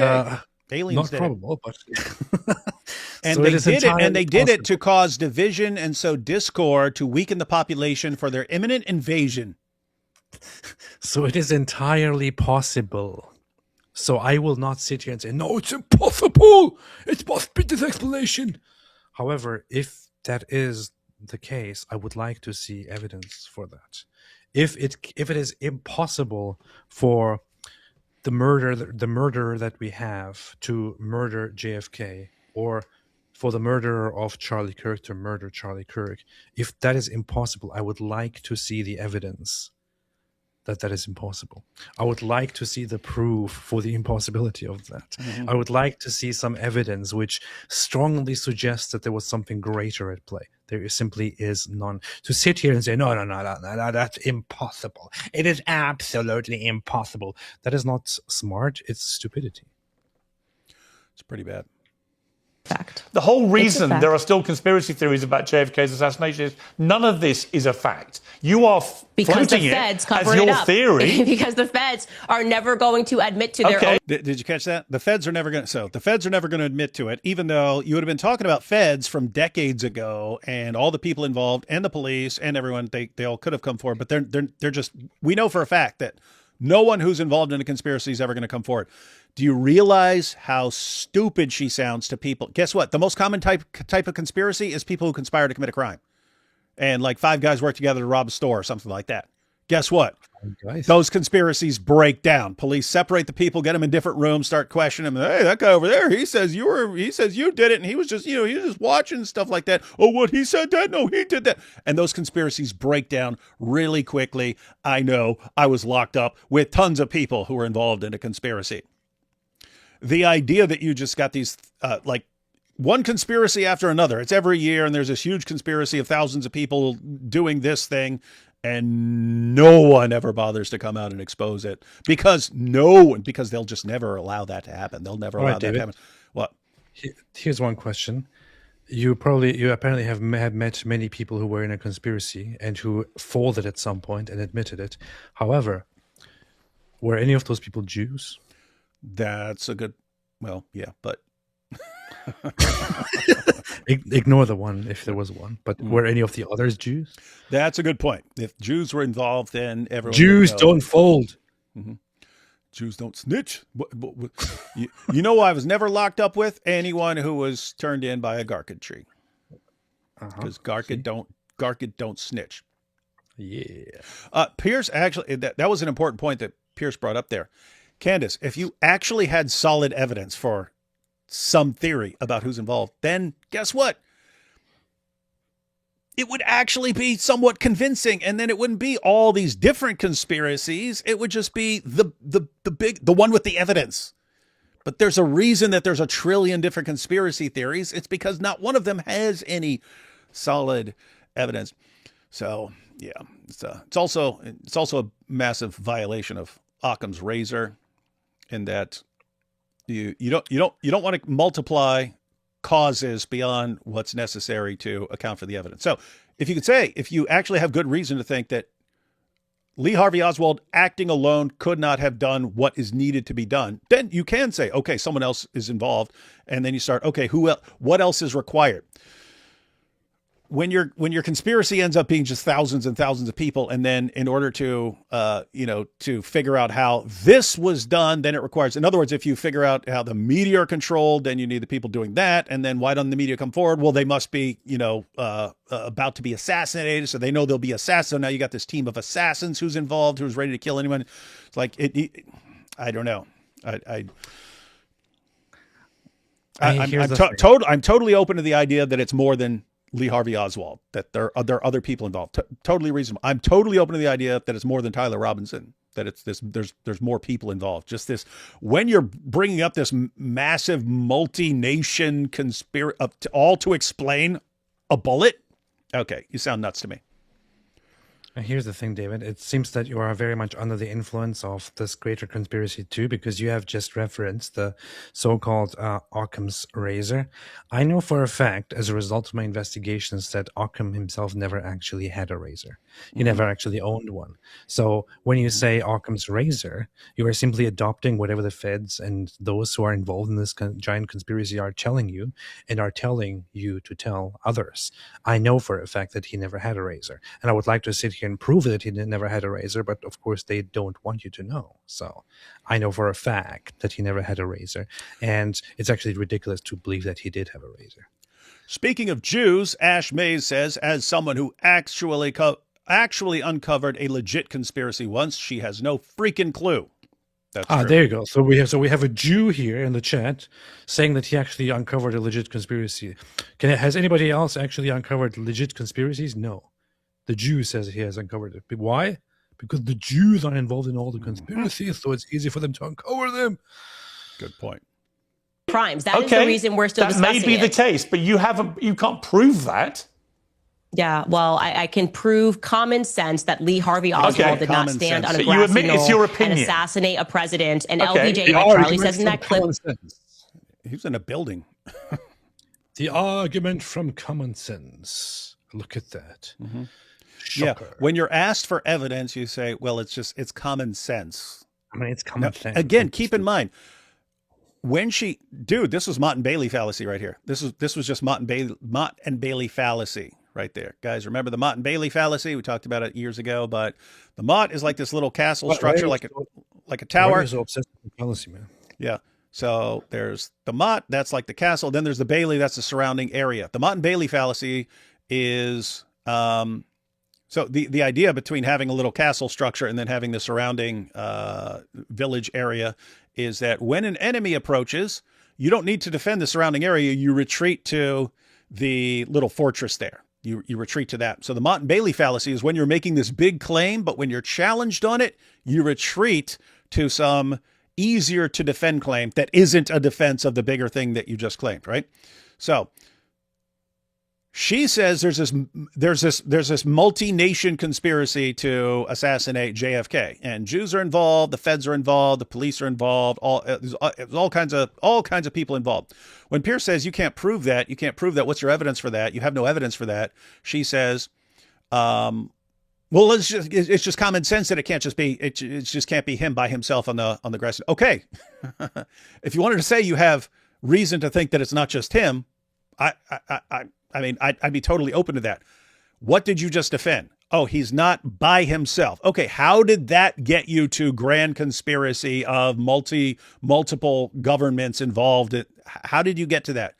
So you see it? She had this huge conspiracy theory. And okay, what's your proof of that? Well, you can't show us that. Show us the evidence. Oh, well, it's just common sense that it wasn't just him. Okay, common sense that it wasn't just him does not get you this grand conspiracy. I'm saying that because that's what Candace tends to do.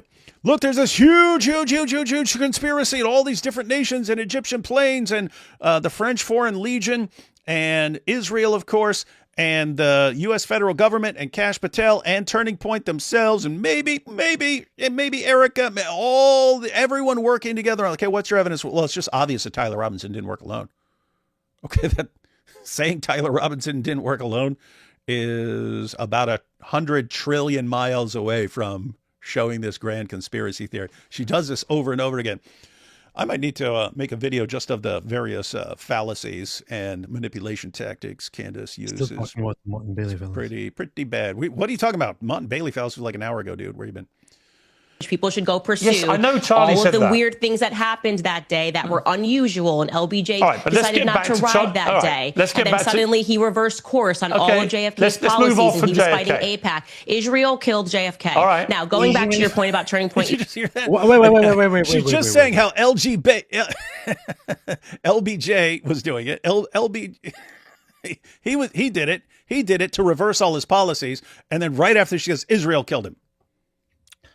So she just said a few minutes ago that she would never put something out there without having evidence, and now she says Israel killed him.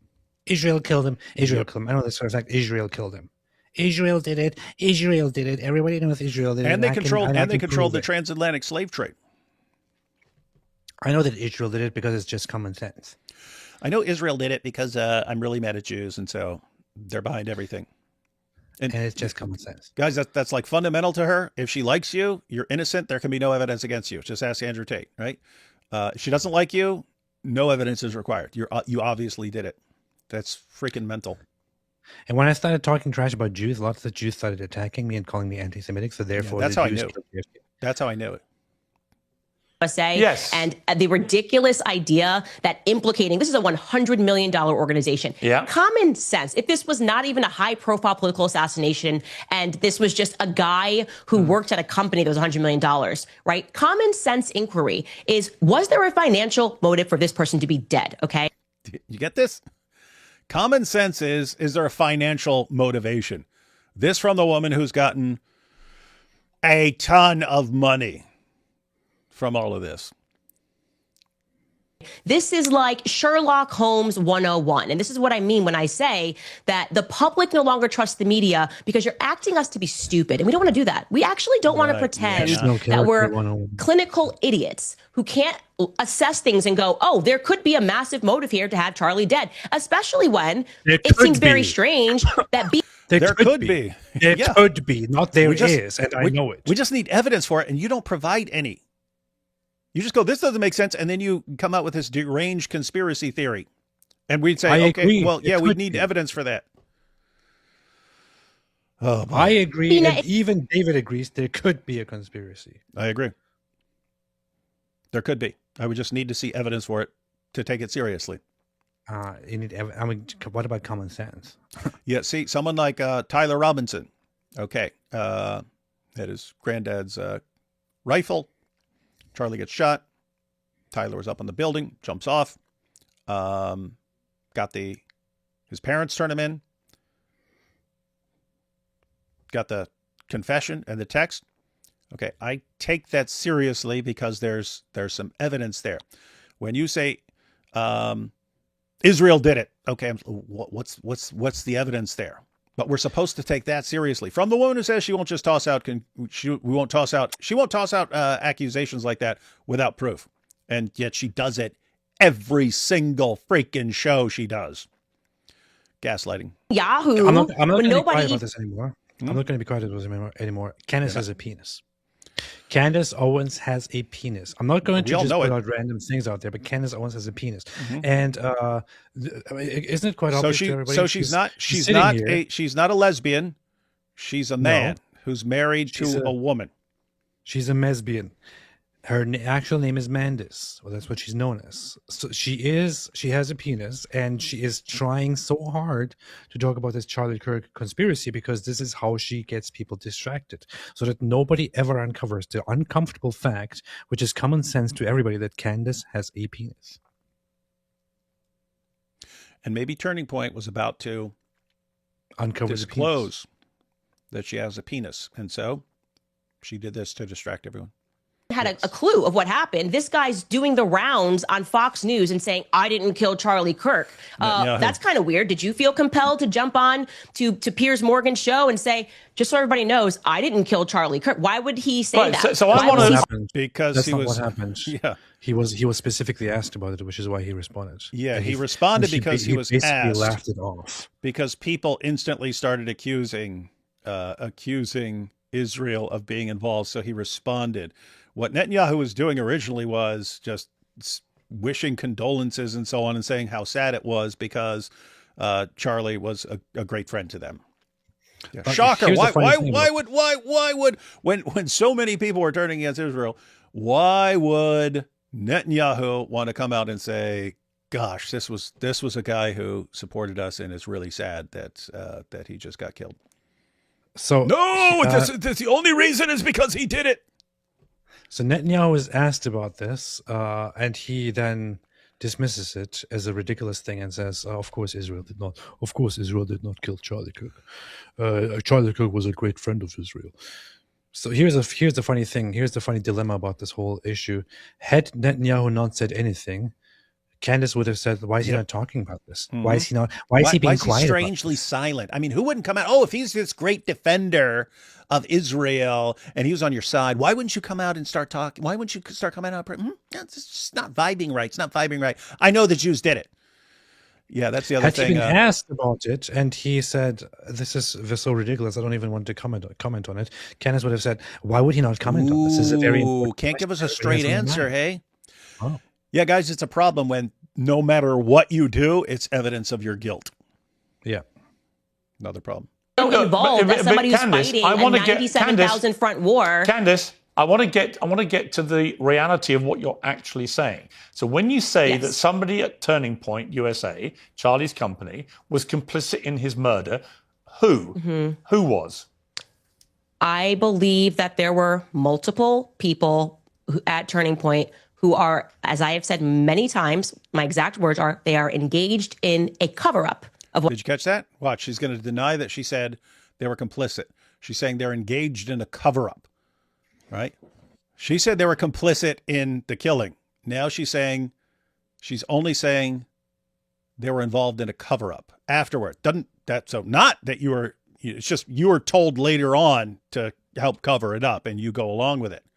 Happened to Charlie on that day. No, but who was involved in his murder? I didn't say that they murdered Charlie. You said that people at Turning Point were complicit in his murder. No, my exact sentence that I said was that there were people at Turning Point who are engaged in a cover-up. No, you liar. You freaking liar. You absolute liar. Gaslighting. Guys, she is a professional, chronic, compulsive gaslighter. She said it 10 minutes ago. She just said it 10 minutes ago in this interview. Said that they were complicit in killing Charlie. Right here. Hey, you said they're complicit. I never said that. I just said they're involved in a cover-up. I'm assuming like Cran murders or Nathan have put that together. If not, it'd be easy to toss together. So No, you didn't. I'm reading the transcript right now of what she actually said 10 minutes before, and upon being asked the question of who actually killed Charlie Kirk, she says that of course this has to be a great conspiracy, and it wasn't just one person from the grass shooting at him. There had to be multiple people involved. That telling people not to believe their own gut. Obviously, for this there have to be people involved to pull it off. Multiple people involved. There had to have been people at Turning Point that were complicit in having this happen. So she was clearly saying, she clearly said just before that in order to make the killing of Charlie Kirk happen, there had to be people involved from Turning Point USA. Now she is asked by Piers who she thinks in Turning Point was complicit, and she's like, I never said that. I never said that. She just said it. Yeah. It's right here. You can look at it for yourself. Open the video of Candace Owens interviewing, of Piers Morgan interviewing Candace Owens.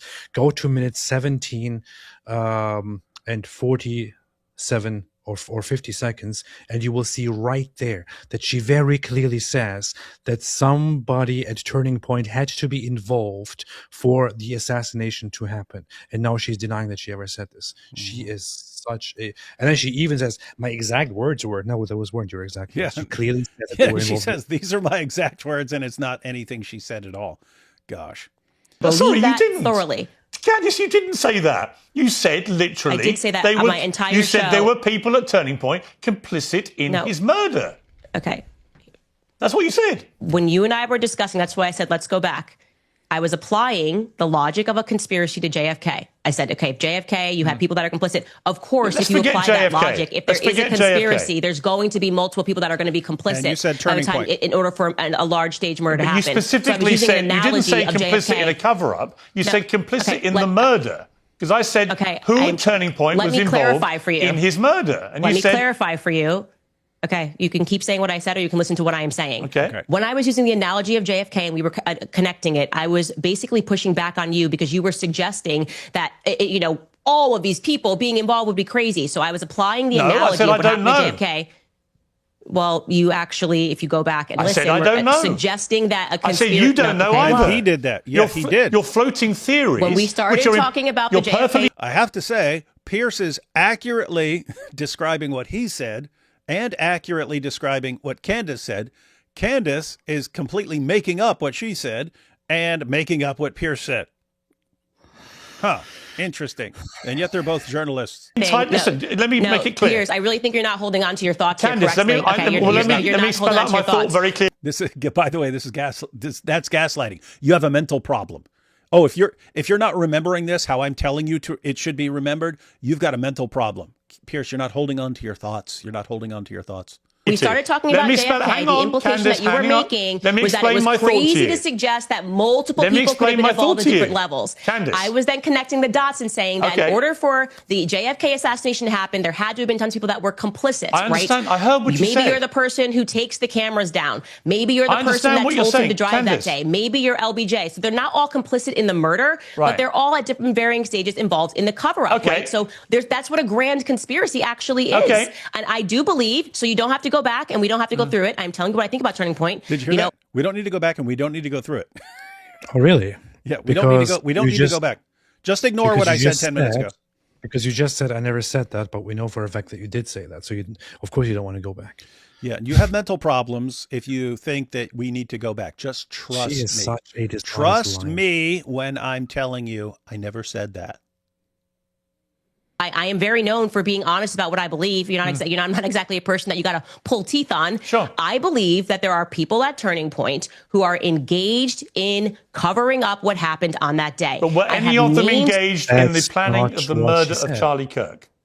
I wouldn't know how it was planned. Absolutely, I can't make that. I cannot confidently make that statement. I can say confidently that I know they're engaged in the cover-up because I've been investigating what happened on that day and what transpired thereafter. I've been clear. I've named those people on my show. I've said they are engaged in a cover-up, and I've listed the lies. So you don't have to try to make something out of what I didn't say. I tell you what I think. It's already... He's telling you exactly what you did say, and you're denying it. And now he's asking her to clarify who is involved, and she's just saying, "Oh, there were people who were engaged in covering it up." Can you just answer the freaking question? Who was involved?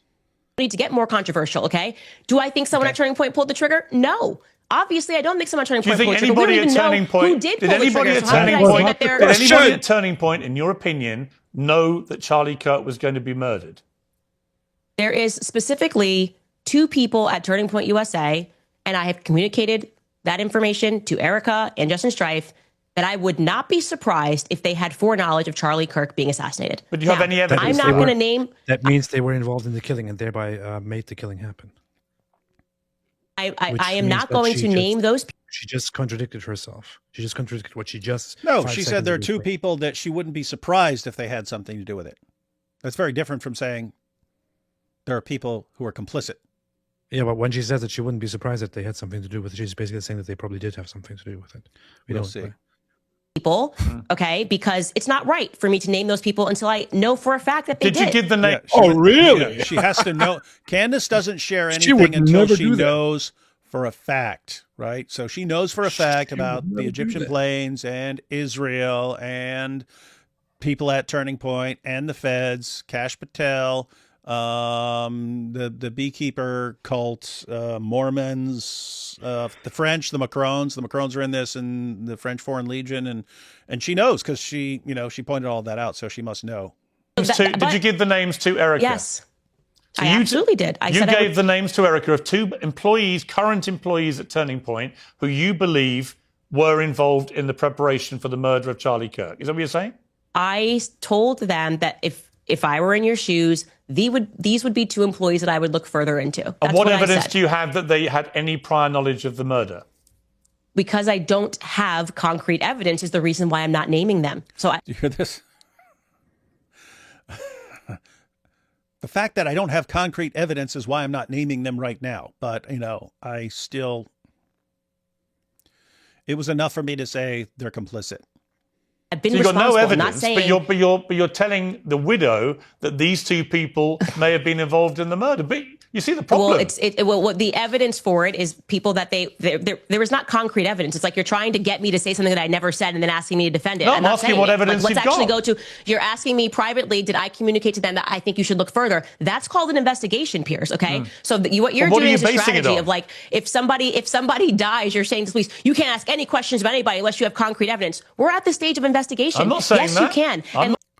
Hey, She thinks she's an investigator. Hey, we've got this big Candace fans that won't shut up over here. Warrior for Christ said, He just changed her words, lol. You believe we're involved.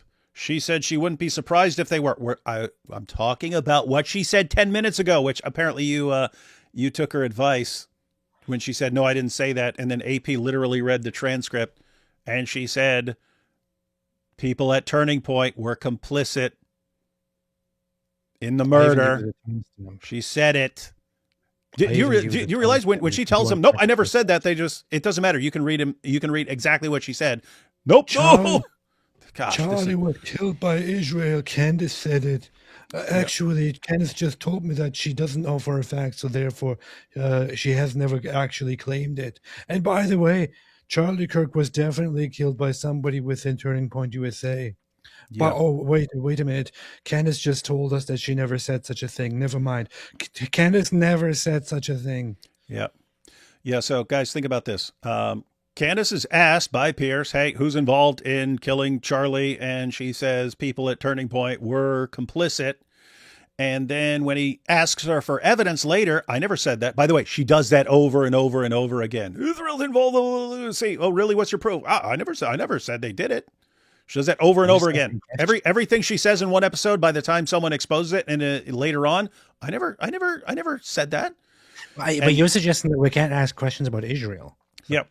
So Piers asked her who's involved in killing Charlie Kirk. She said people at Turning Point. Then later in the same interview, 10 minutes later, he says, okay, what's your evidence are involved? I never said what? No, I just said they're involved in a cover up. Okay, well, if anyone at Turning Point did have something to do with, did have knowledge, who would it be? And she said, well, they're two individuals.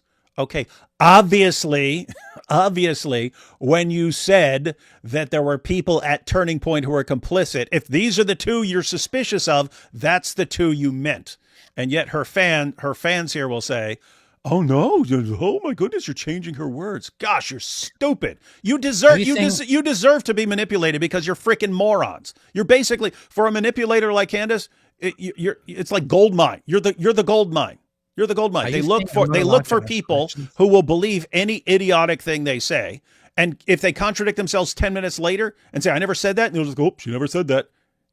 Candace's fans are like that. Tate's fans are like that, right? You remember we noticed this from Tate? He can say, yeah, so that's what I dupe the girls, and I use this method and I get them to fall in love with me. And then I have my bottom B and she goes in there and he's describing what is one of the definitions of sex trafficking. And then later on, so he can brag about this and have an entire PhD course on how to do it. And then later on, when it gets pointed out that it's all illegal, I never did any of that. And his fans will go, he never did any of that. And you say, look, there's all this evidence. No, he didn't. No, he didn't. Same kind of fans. No wonder they work together. What? Somebody said that this is the result of Catholicism. This has nothing to do with Catholicism. Candace is her own person. But she's a Catholic. And she's an evil. Yeah, you can't answer that, can you? She is a Catholic. Aha, busted. It's got nothing to do with Catholicism. She doesn't even follow the Catholic Church. And I'm not a Catholic, but don't make this about Catholicism. You say you're not a Catholic. But that's exactly what we would expect someone who's involved in a Catholic conspiracy to say. That's true. However, you should not make the claim that this is about Catholicism. It's not about Catholicism. There are lots of good Catholics most Catholics are against this kind of stuff. So it's got nothing to do with that at all. Nothing to do with that. So AP goes to Israel, comes back, and decides that the Catholic Church has nothing to do with this. Yeah, nothing suspicious here. Nothing suspicious. To be fair, Israel did pay me $7,000 to defend the Catholic Church from conspiracy theories. So, all right, nothing suspicious here. Let me give people in the public the permission to do this. Follow your instinct. If you feel something is off, keep asking questions until you get concrete evidence. And when you have concrete evidence, you should name those people. I don't have the concrete evidence. You have named other people. I find their inconsistencies. Okay. But you have named other people. I'm trying to answer. Piers, you can't ask me questions. You can't ask me questions. Let me finish it. I have communicated to them that their inconsistencies make me uncomfortable. I have communicated to them that somebody else who is a third party gave me some information that I am not yet comfortable as I am vetting it, giving it to the public, because that's the responsible thing to do. These are private citizens. And that if I were in their shoes and had more access to information, I would go down that route, okay? Unless I am fully confident that they actually did have something to do, like here is the smoking gun, I'm not going to name those people. Okay. But the people I have named thus far are people that I believe are engaged in a cover-up. Like I said, hold me accountable for what I have said. Let's talk about one of those people. Let's talk about one of those people, Cool. because the Turning Point producer, Blake Neff, wrote this in early December. Ever since Charlie's murder, Candace Owens has leveled a flood of allegations against people at Turning Point USA, people at Turning Point Action, and people who work for this show. She has made them against some of Charlie's closest friends and against some of his most dedicated employees. She suggested that Michael McCoy, Charlie's chief of staff, knew Charlie would be murdered, was happy that he died, and stayed silent because he was told he would be the next Charlie. Now, let's move then to, you said on your podcast that new information was given to you in your meeting with Erica Kirk about Mikey McCoy that's now satisfied you. On a video on the 27th of October, you devoted the whole episode to this guy and his supposedly strange behavior. I never said I have information that satisfied me about Mikey McCoy. Well, I'll ask you to clarify. Okay, well, you can clarify that in a moment. But let's hear what you said about Mikey McCoy before the meeting. The funny thing is that So we decided- now, whenever Candace says, "I never said," I highly suspect that she actually did say that. Yep. Whatever it is. That's the method. To slow this clip down, and we're going to watch this clip slow down so you can see that it is exactly 834 milliseconds from the time that you hear the shot. That is how long it takes for Mikey McCoy to put the phone to his ear. Now, why is that precise timing so important? Because there's no dialing. Mikey didn't have time to dial, okay? You can't dial and put your phone to an ear in 0.834 seconds. So he already had someone on the phone? Now, what was the new information that you got in your meeting with Erica about Mikey McCoy? So I'm sorry your gotcha is not going too well, but I never then said, I am now satisfied that Mikey put the phone to his ear. What I presented to the public, it was what I Erica didn't say gave to that. me. Sorry, just to clarify. Yeah. No. Yeah, well, you did say you have inferred information on your that's satisfied. podcast. Well, let me give you the chance to clarify. You inferred on your podcast after the meeting with Erica that you'd received new information about Mikey McCoy, which had changed your mind. Would that be the best way to categorize it, or changed No, some I of never your said mind? that. I just presented it. Well, the only thing that I clarified on my podcast, if that's what they're getting wrong, is that some people thought that he was using a nickname that was his middle name. And actually his real name is Michael, like first name Michael, because I was like trying to find something and I was like, oh, maybe he's actually using his middle name. So that's what I clarified on my podcast. And you were given Beyond call that, logs, is I that right? presented. You were shown call logs? You were shown call logs? They gave. All right, this is boring the crap out of me now. I wanted to get to the point. I just looked it up where it was. There was a point I was wanting to get to that where I thought Piers actually made a good point. I'm not sure exactly where it is. I looked it up, but I did cut out the commercials and stuff, so the timing is off. Well, I did not believe you when you said that Piers actually made a good point. You don't have to now make it up. I'm again. going to prove it, dude. I'm do going not to believe- prove it to you. I do not believe it. I've never heard Piers make a good point in my entire life. I think this is a little before it. Again, my times do not line up with the transcript times because I chopped off the intro because it's stuff that would come up later, and I cut out the commercials, so the timing's off. Looks like it might be right around this. Let's see. Your background and experience in doing things because it's lucrative and not always because it's sensitive. Sure, But listen, it's always lovely. you can call me a hypocrite as much as you want. I don't care. It's fine. I'm just simply saying what other people have been saying about you. I didn't say I felt that. Thank you. I said I'll let you know what people are saying about you. Hang on. Let me back this up. Pissing contests among two extremely annoying people. When I am being called names by someone who has quite a year background and experience in doing things because it's lucrative and not always because it's sensitive. Sure, But listen, it's always lovely. you can call me a hypocrite as much as you want. I don't care. It's fine. I'm just simply saying what other people have been saying about you. I didn't say I felt that. Thank you. I said I'll let you know what people are saying about you too. I'll keep you I posted read on it what people all are saying like about you. you. I read it all the time. But I would say that, like I said at the start of this interview, I don't know whether any of the things But I they're saying knew. are true or not. Hang on. I think it must be before I this. don't I don't, know. I don't know. person I to don't give know that that you are, assessment, but I do. given- Come on, I man. didn't know, but I say knew. the interesting thing, man. Because there has not been anything that has come out of this investigation that makes any sense, that the public is not listening to. I am sorry to say this, Piers, people like you. And what I love about you and I sitting down is that this exact same time last year, you were doing the same weird questioning and making all these things when I said that they were committing a Holocaust against the Gazans, and then you changed your mind. Actually, So you know what, Piers? this time, I'll see you next year when you change your mind again, and we have more information about what happened, and you realize Candace, that the difference between me and you is that I have the courage to take the risks and ask the questions first, okay, before it's popular. You wait until it becomes popular, and then you change your mind. You may remember that one of your courageous moves was to repeatedly tell the world that Brigitte Macron is a man. As you now know, and she is. As you now know, we had a $300,000 bet to charity about this because she's a woman. Yes, is my view. She's not a woman. Well, we're going to find out. Is the point, because it's going to court. They're suing you, and when she proves, as she will, that she's a woman, because it's very easy to prove, and you lose that case, then so easy that she refuses to do it for years. But then it will become more obvious to people that You see, she's laughing. Haha, she hasn't stepped out and refuted people. I mean, has Candace refuted our claim that she's a man and that her husband is a woman? She's implicating herself as we speak even more. So there is. It's not even that there is no evidence that Brigitte Macron is not a woman. It is simply absolutely clear that she is a woman, and any suggestion that she's not a woman is simply retarded. It's pretty bad.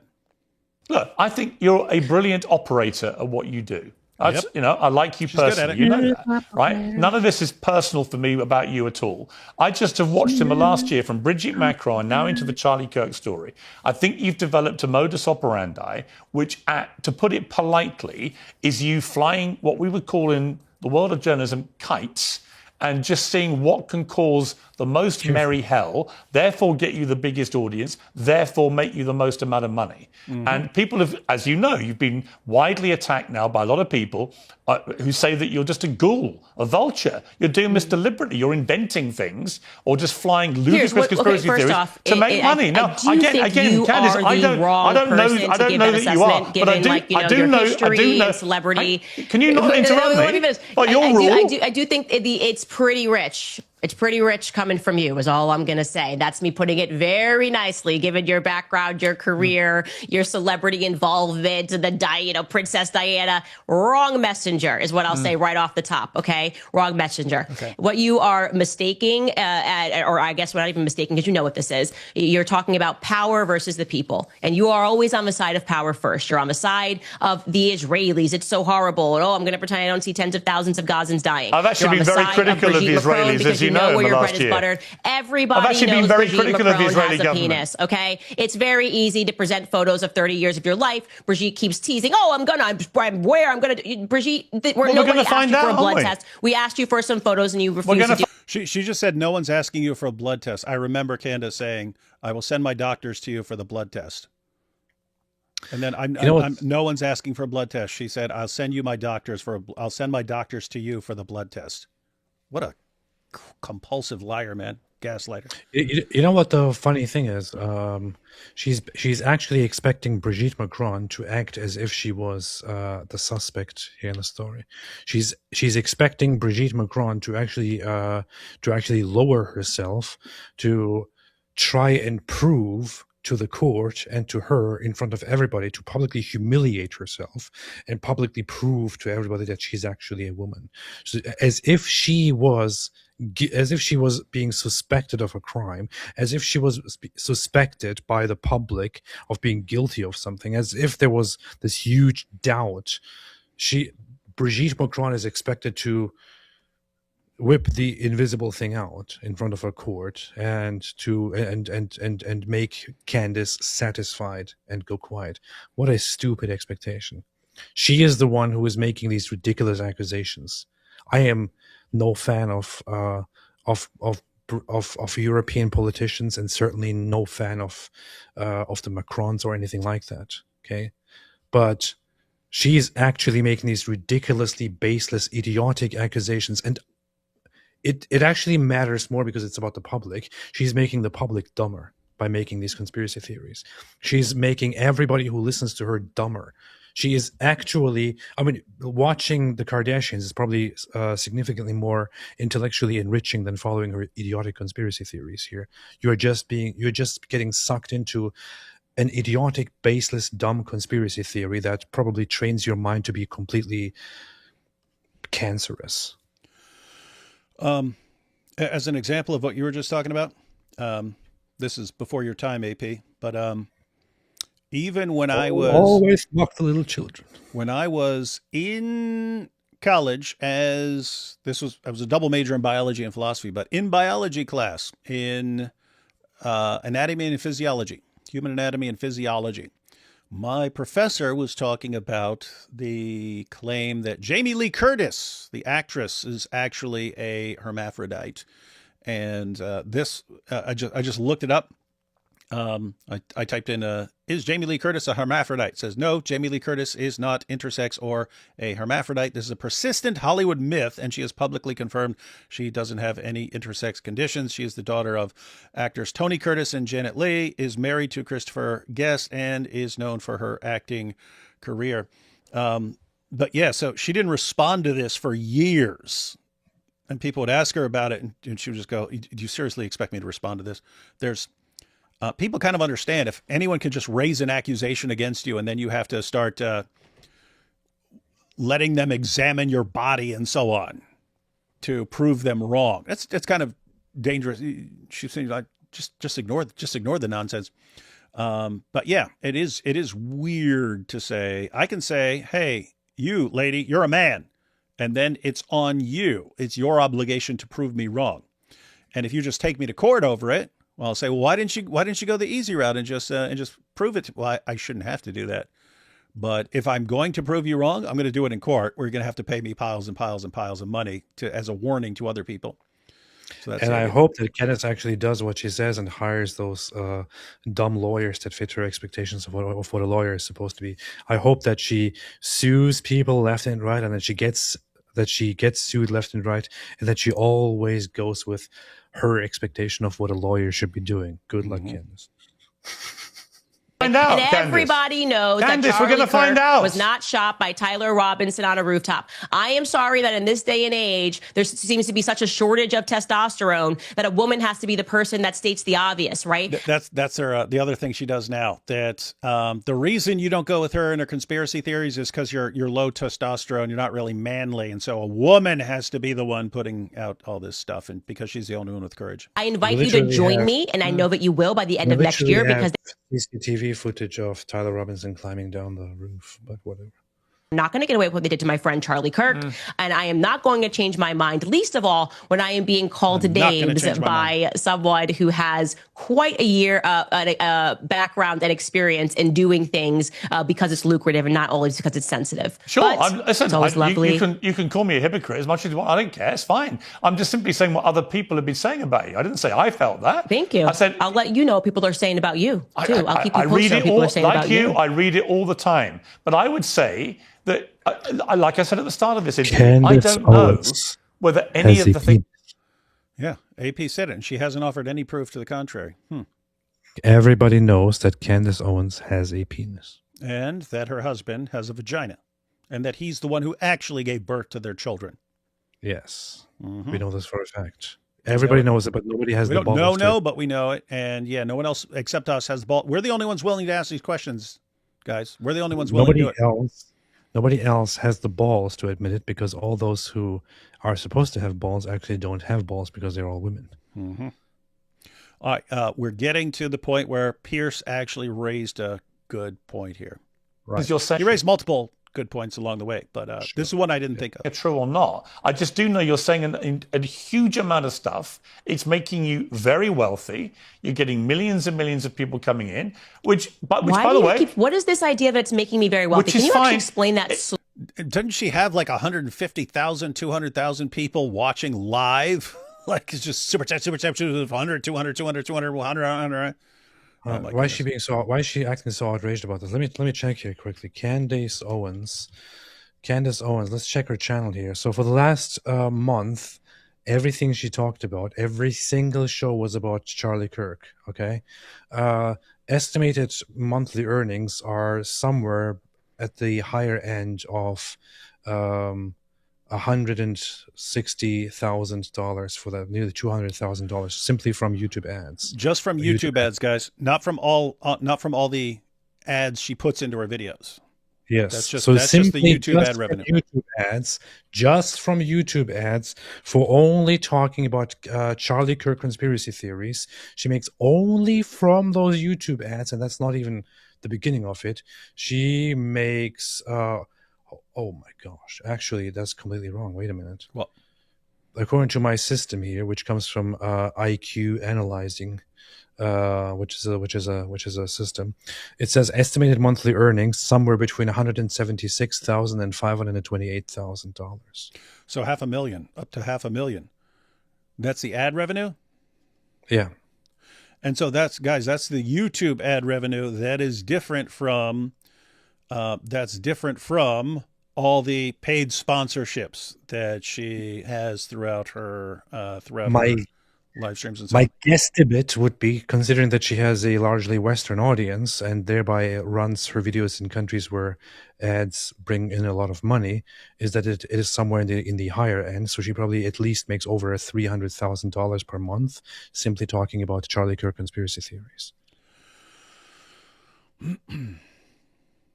Yes, I'm going to explain it to you slowly, because I had a huge run-in, for example. This is just like a talking point. No, I'm going to explain exactly what I mean. When Sandy Hook happened. Here we go. This was the interesting point. Sandy Hook and Alex Jones. Sandy Hook, what did Alex Jones do? So Sandy Hook, guy walked in there, killed a bunch of kids. Alex Jones, this doesn't make sense. Oh, here's something that doesn't make sense. Oh, why didn't this person react like this? Oh, this doesn't make sense right here. And he made it a big government plot. Alex Jones began weaponizing the Sandy Hook tragedy and weaponizing the grief of the poor parents who'd lost their children. And I began to attack him in public. And then eventually there was a court case, and it turned out he'd been spewing deliberate lies, and that every time he spewed them, they found he made hundreds of thousands, if not millions of dollars in the immediate aftermath of spewing the repeated lies that it was all staged and the families were actors and so on, which he knew to be lies. And he made himself extremely rich and ended up with $1 billion defamation finding against him because he'd been deliberately weaponizing people's grief. And the charge... Yeah, I'm asking you to explain the actual financial metrics. How was he making money? I'm explaining to you the analogy, which is there are, as you know, right now, a lot of people, from Tim Pool to the New York Post to others, who've come out very stridently in the last week, and say that's exactly what you've been doing with Erica Kirk. Yeah, but you haven't answered the question. So this is just made up. As I said, this is just all fluff. You're suggesting that I'm making money. Did I sign a new advertiser? Are we reading more? Are we reading more ads? Do we put this somewhere else? Do we sign a book deal? The more views you get on YouTube, the more money you make. Did I sell a T-shirt? Okay, but like, come on now, Piers.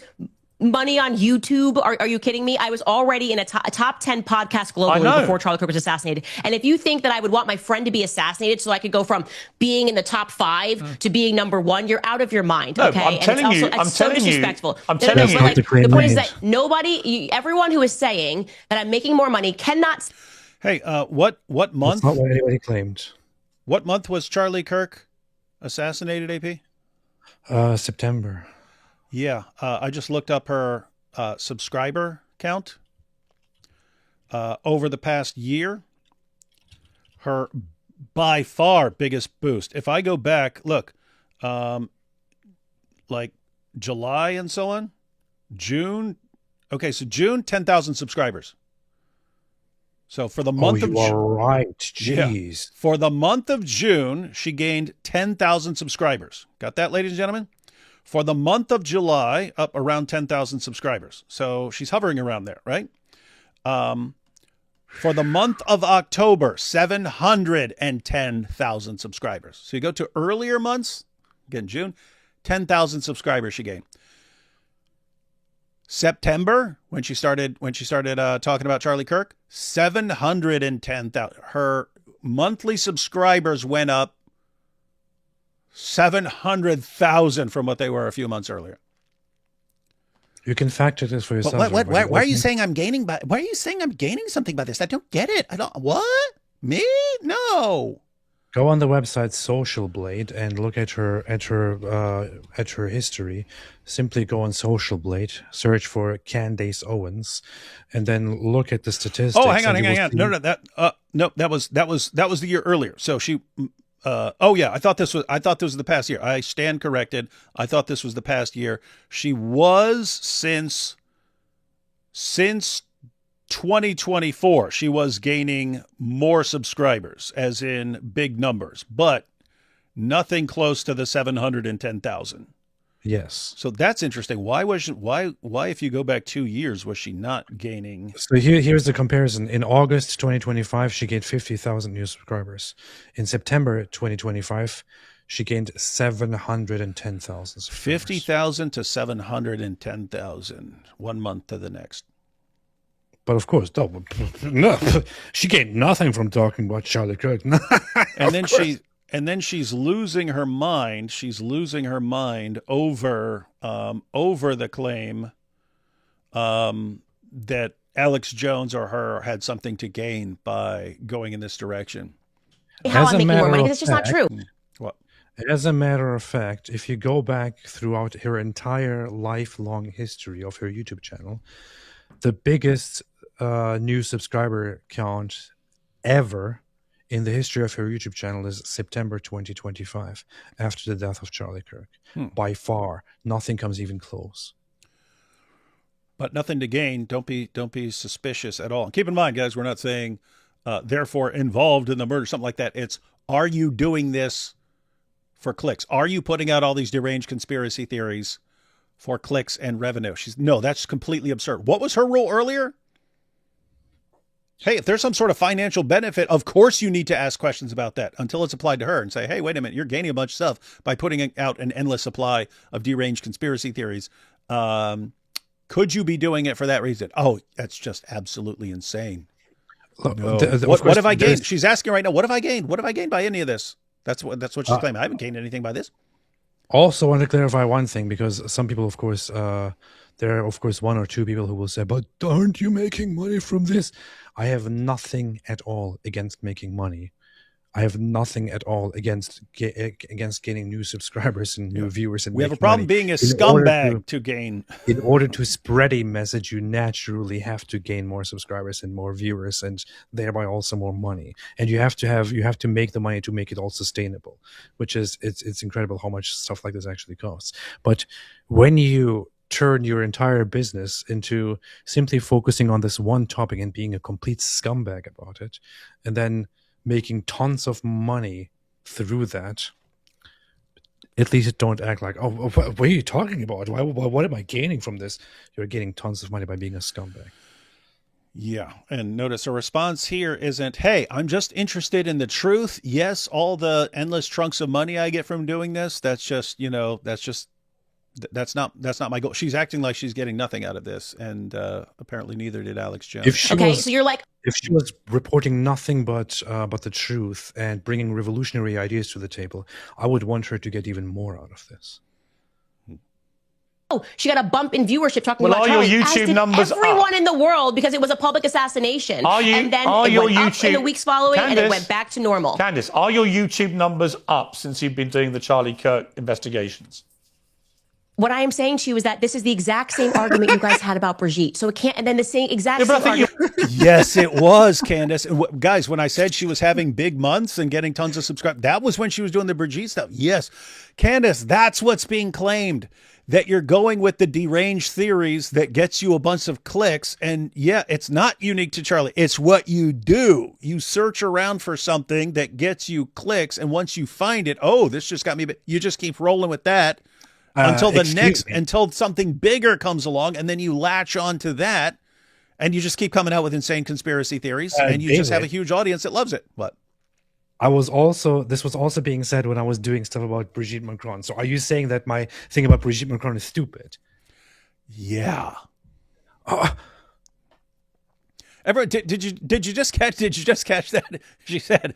So he's saying, hey, is the reason you're coming up with an endless array with a new conspiracy theory every week? Is the reason you're doing that just for clicks and views? Is that why you're doing it? Because we wondered that about Alex Jones. Like, hey, when you tell people there's this huge government conspiracy to pretend that a bunch of kids got killed and that it really never happened and it's just to take away your guns, well, guess what? You get a ton of people on the edge of their seats wanting to see what you have, what evidence you have for this and so on. And then you just keep, oh yeah, there's this stuff. Oh, this doesn't make sense. This doesn't make sense. And so they keep watching and they keep supporting your channel and stuff. Is that the reason you're doing it? Or did you really believe this stuff? And then so Piers brings up, hey, that's what Alex Jones was doing. People think you're doing the exact same thing here. Bunch of deranged conspiracy theories over someone getting killed for clicks and views. Is that what you're doing? And her response is, well, you guys said the same thing when I was going after Bridget McCrone. Right.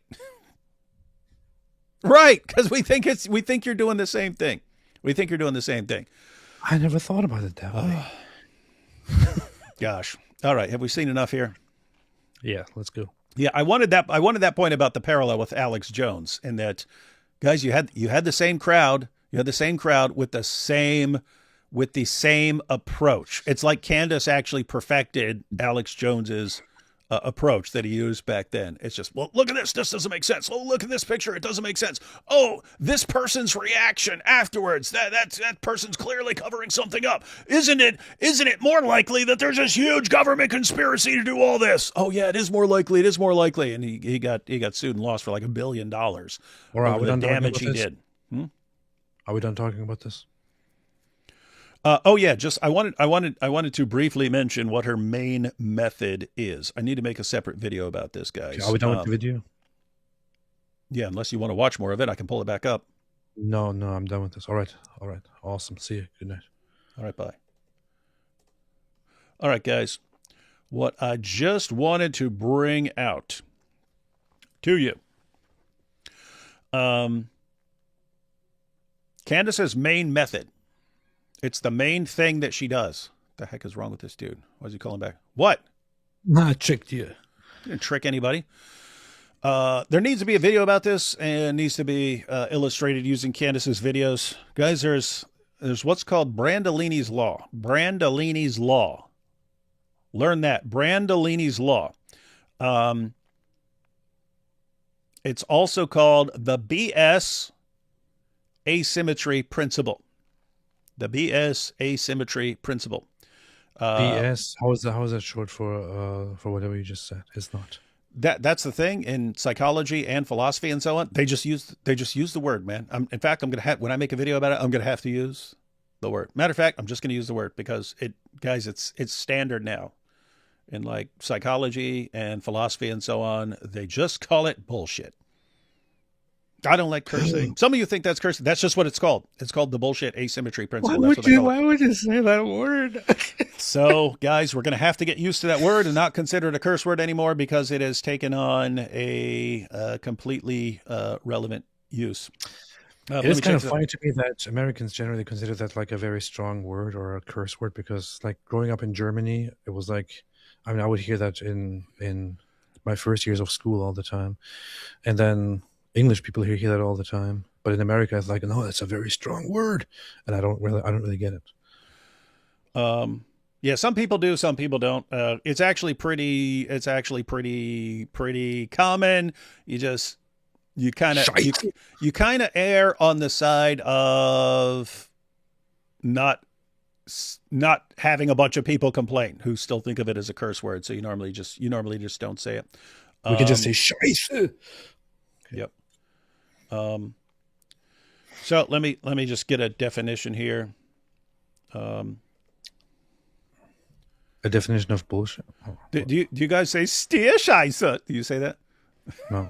No, that would be the translation, right? So Brandolini's Law, or the Brandolini's Law, or the bullshit asymmetry principle, is an internet adage coined in 2013. This goes back way. People have been pointing it out for centuries, guys. But it became it became a way bigger issue in the age of the internet and social media because you can spread things much faster. So anyway, it got named after a guy who was pointing it out. Anyway, it's an internet adage coined in 2013 by Italian programmer Alberto Brandolini. He compares the considerable effort of debunking misinformation to the relative ease of creating it in the first place. In other words, it's So don't say relative when Muslims are watching. Yeah, they'll get aroused. In other words, it's very easy to put out some deranged conspiracy theory or to make something up. It can be a lot of work to actually prove that it's nonsense. So, as he put it, the adage is, the amount of energy needed to refute bullshit is an order of magnitude bigger than that needed to produce it. So very easy to produce it, significantly more difficult to refute it. So you could put out a conspiracy theory in 10 seconds. It may take tons of research and so on to actually prove that it's false. So what Candace Owens has done, she's basically made a bullshit manufacturing show. That's all she does. She puts out some deranged theory that I mean, it might be a small part of her hour-long show, but very easy to put out the insane conspiracy theory, to blame someone, to say, this doesn't make sense. Oh, look at this. Look at this. By the time you investigate it and show that it's complete nonsense, she's moved on to 4 more conspiracy theories. By the time you go on and refute those, she's moved on to 15 more. You can never catch up. You'll never catch up with the amount of bullshit she's pointing out. You can't do it because it takes you way, way longer to refute it than it does for her to make it up and put it out there. Egyptian planes, blah, blah, blah, blah. Okay, by the time you go through that and see if that makes any sense, she's on to the next, and then on to the next, and then on to the next. That's why the conspiracy keeps growing.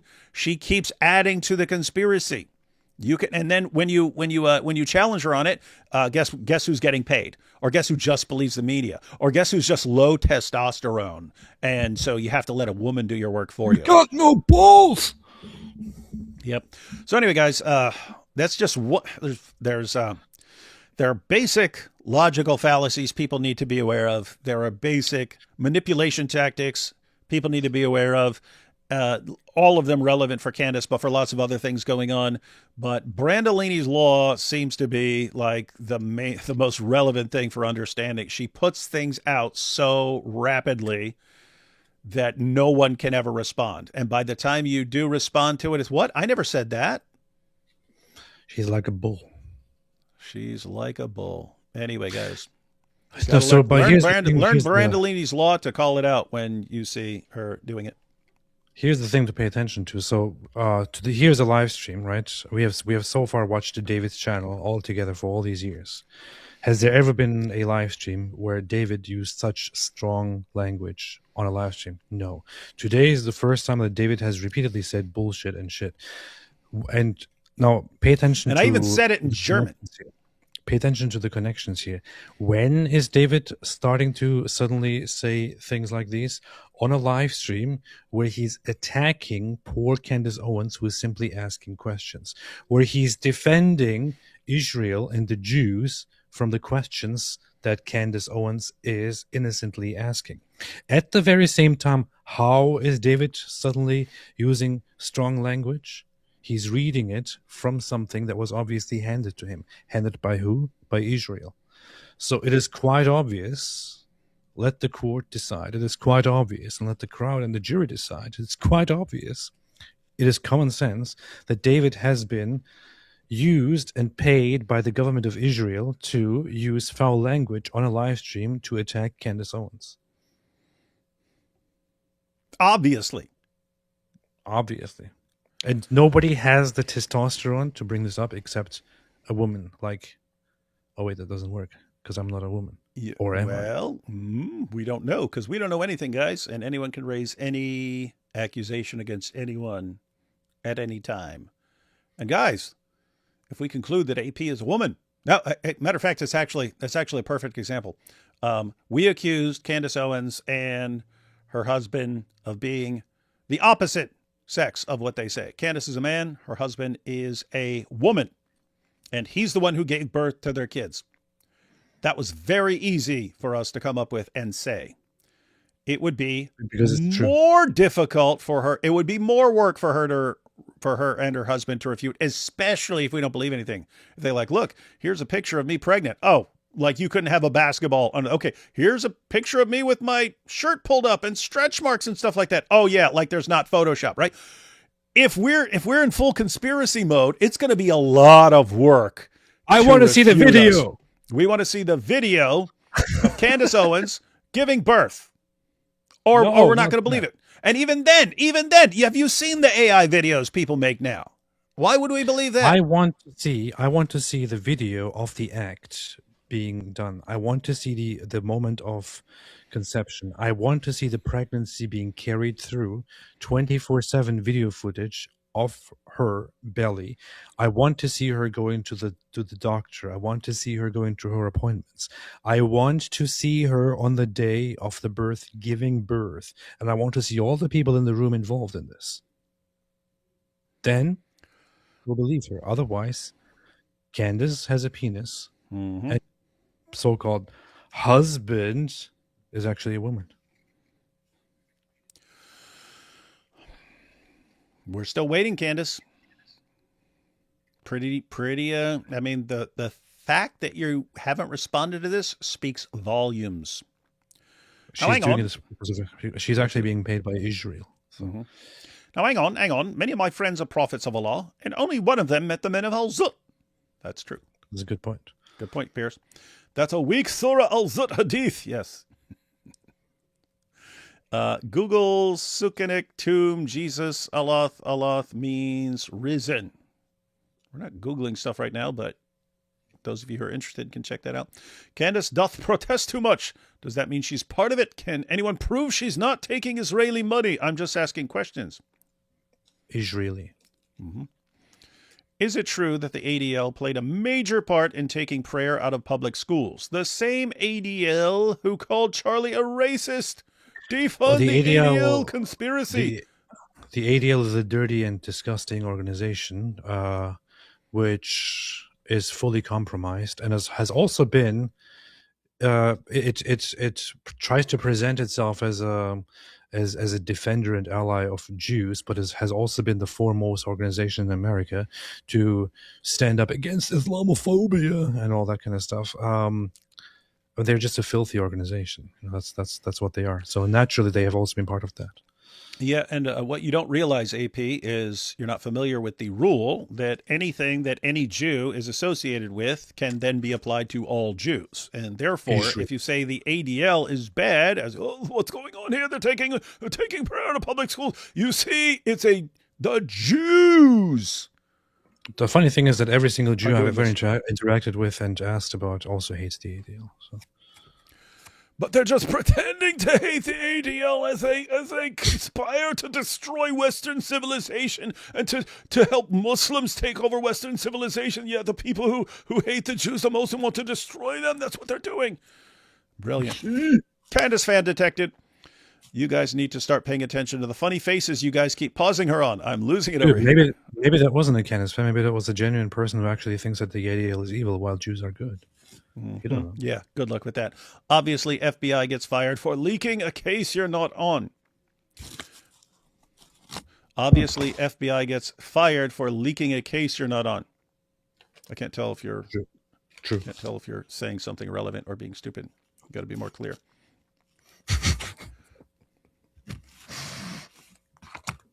For leaking a case, Why are you're you not so on. mean to everybody, man? I'm just saying, if this is a response to, hey, how come no one ever came forward with this stuff? You're telling me if you had thousands of people involved in assassinating the president of the United States, not one of these guys ever going to come back, that was actually messed up and I want to expose it. Really? Anyway, I don't know if this person was joking or not. The Egypt part is funny. It's been hostile to Israel, violating the peace agreement, arming Hamas, and actively preparing for a future war with Israel. Yeah, but that doesn't mean they're not united in killing Charlie Kirk. No, I can't leak you a file from a case I'm not on. FBI. I think sketch therapy is reasonable. Yep. Kash Patel won't let me touch the file either. Oh my goodness, what's up with that? Kash Patel is in on it. Yeah, so guys, you have Kash Patel and you have a bunch of people who are in on it, and then you have feds who aren't in on it. Okay, the feds who aren't in on it, they're saying, there's something in the file. We're talking about the people who know. There are thousands of people who know about a conspiracy, right? Because you're talking about all the media, the feds, there's a bunch of people who will know exactly what's going on. Yay, Pete, mandates the menace. Isn't it quite obvious that that Israel obviously installed the one Indian guy in the government, and what's his name? Cash. They paid him cash. And guess what kind of cash? Shekels. Let's see. We have, she says, we must grow up. It's clearly projection. I don't have to grow up.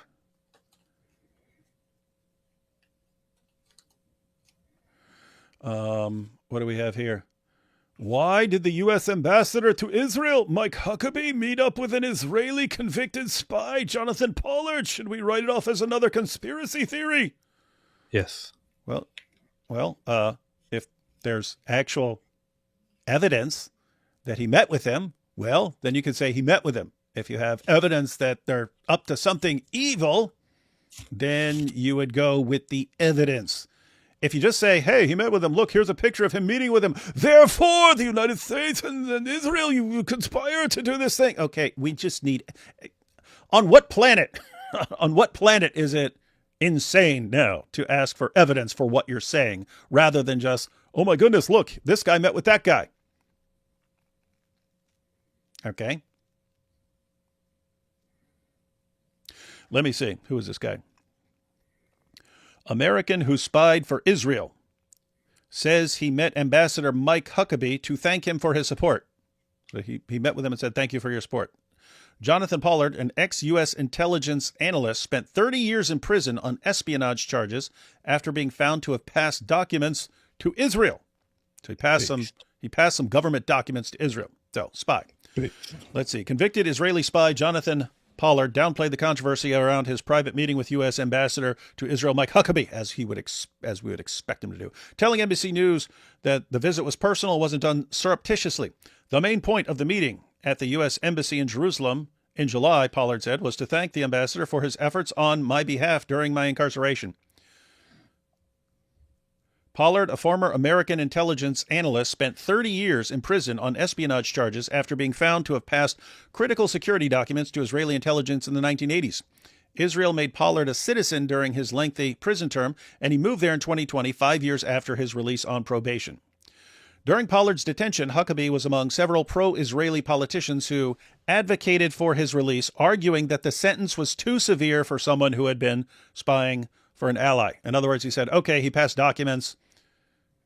30 years seems too much. And so now I don't know what the nature of those was. So I don't know if I'd agree that 30 years is too much. I don't know if I would, but apparently Mike Huckabee thought that the sentence is too long for what he did. He should not be locked up for that long. And then when it was information in relation to Israel. That's what it was. And so this guy spends 30 years locked up. He gets out 5 years later. He moves to Israel. And Mike Huckabee meets with him in the embassy so the guy can thank him for saying that the sentence was too long. He thanks him, and what do we get? What is this? Should we write it off as another conspiracy? What? What? Write what off as a conspiracy? See, that's the thing. Think what you will about it. Do you have evidence that there's I'm meeting with this guy for what? He was a spy. He's a spy 35, 40 years earlier. I know that he was working for Israel, but you're trying to deny it. Yeah, so tell us four-star ball, what was it really about? And that's what we're going to say you need evidence for. Anyway, gosh. No, I know it. He was actually Israeli. All right, man, I'm going to head out here. Anything go, finally. I believe all this anti-Semitism is from, do you know what we're doing tomorrow? No, but we will figure out. All right, y'all. It's been a happy, great honor to be here with y'all tonight and to interact with y'all. and to share this evening and this night with you. It's been a great, fantastic pleasure, as always. It's been a great honor to me from my side. We will see each other again tomorrow. God bless y'all, and God bless America. And Israel. Israel has paid me $70,000. The greatest country in the world. Okay, bye.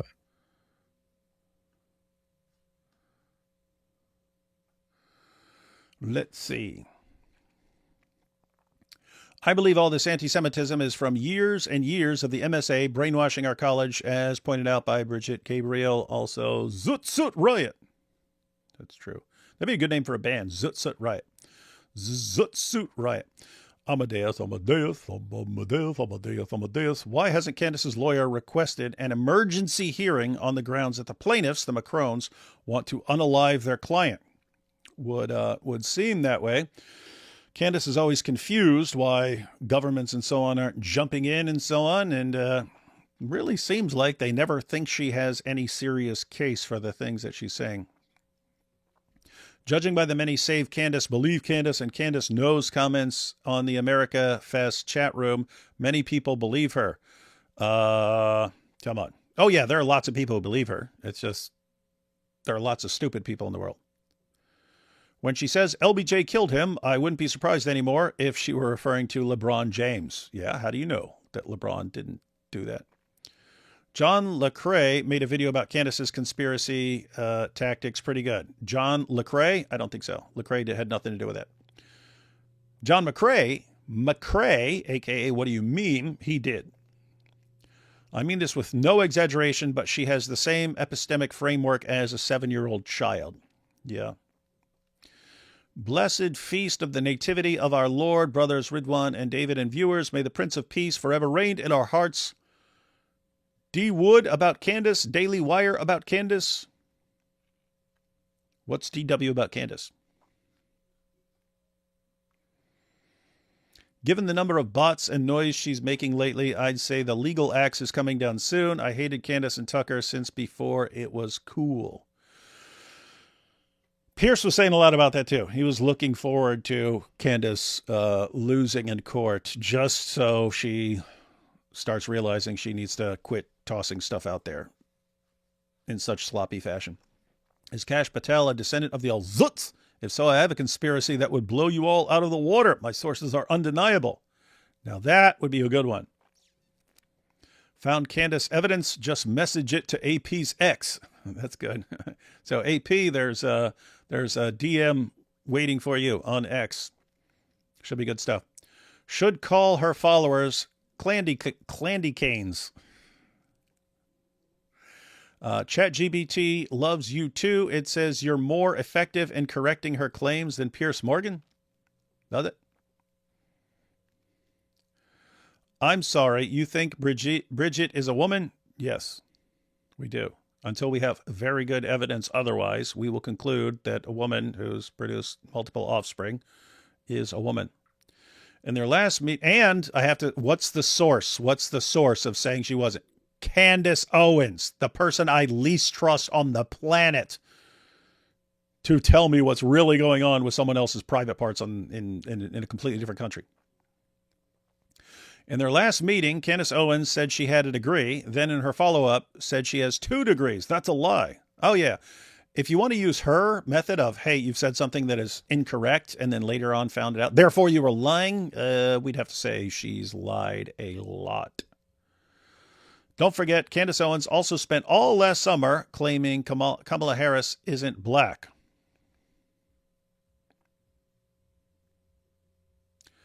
You're not a fan of Geert Wilders, AP? Well, he's not here, so we will never, ever, ever know. The Lamb Apologetics is average Candace Owens argument. It's so obvious. I can't help you have no common sense and aren't in the know. Yes, I have evidence, but also I don't. At least not good evidence I could give without lawsuits. Yeah, and that's more in the realm. So we talked about Brandolini's law and so on. That's like it's a tactic to put out as much stuff as you can and put it out so rapidly that there's never time to refute it. Well, by the time it gets refuted, you've moved on to a bunch of other theories and so on. But what you're talking about here is more in the realm of the cult tactics she uses. So, yeah. Her political philosophy is simple. If everyone agrees, it's suspicious. If everyone's mad, it's profitable. I'm going to screenshot there because that is a good description. That is Candace in a nutshell. Cancerous growth-ins abuses people for profit. Is that cancerous growth-ins? Not Candace Owens. That's funny. Let's see. Caned ice men's attire is an abomination. No, it's not. Candace needs another woman's backing to do this. She does. The thing about Candace is that she doesn't argue to persuade you. She argues to make your brain submit a resignation letter. That's actually what it reminds me of, guys. It reminds me of like Dawa guys. So they'll come up with a stupid argument about the miracle of, let's say science, right? The scientific, miraculous scientific insights in the Quran. And they'll make the claim. And then they'll put one out there. And then by the time you refute that, they put out two more. And then by the time you're refuting those, they put out all these other ones. And then they've got a bunch of like completely bogus claims about the Quran. And anytime you're refuting one, it's in people's mind, oh, but there are all these other ones and there's this great evidence. And it's just, yeah, putting out more crap than people can ever respond to. It's a tactic. Thanks for teaching me about the male cow poop asymmetry meter. Yep. That would be the nice way to say it. We have a heart. Thank you there. Stock for Allah. Rabbil Amin. The cursing kafir. Yeah, you got me. Honestly, I think her husband is setting her up to fail in future divorce proceedings, commit her to an asylum, or at least protect his family money. He better be doing something. If she's just going to get him on the hook for endless lawsuits, then, yep. Crazy Candace says, they won't give me the case. Yeah, I know. Isn't it funny? Like, she was doing this for months. She's like, I demand you over at the Babylon Bee, give me all of your text messages between you and Charlie. Isn't this like insane? She thinks she's entitled to everyone else's text messages with a guy who died. You'd have to ask, do you think Charlie wanted you sharing all his text messages publicly? Because she's been doing that. She's been sharing all the text messages between her and him. But demanding that other people hand over their personal text messages between the person and Charlie so she can have them on her show. It's like, what? It's weird stuff. It's weird stuff that she thinks she's entitled to all this stuff. We have House of Hikmah. I came to this channel for its family-friendly Christian content.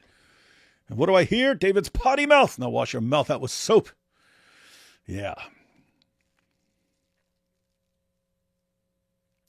We kept it. We tried to keep it family-friendly. You know, tried to keep it light. Feel zut. But now we've gone too far. Candace may lie more than Daniel Hakikachu. That's a close one. And notice Daniel's a big fan of Candace Owens, and he's been mimicking her tactics. Daniel has been watching Candace, and he is copying her tactics. It's seriously interesting. All right, guys. So, interesting stuff there with Piers. Made some good points. Candace, dangerous combination of slightly mentally ill and evil. Slightly mentally ill and evil. But she's learned from those who came before, and she's put it all together in kind of the ultimate version of the BS factory. Putting out things so rapidly, you can never refute the whole thing. You can't do it because she comes out with the new stuff too fast. Let's see.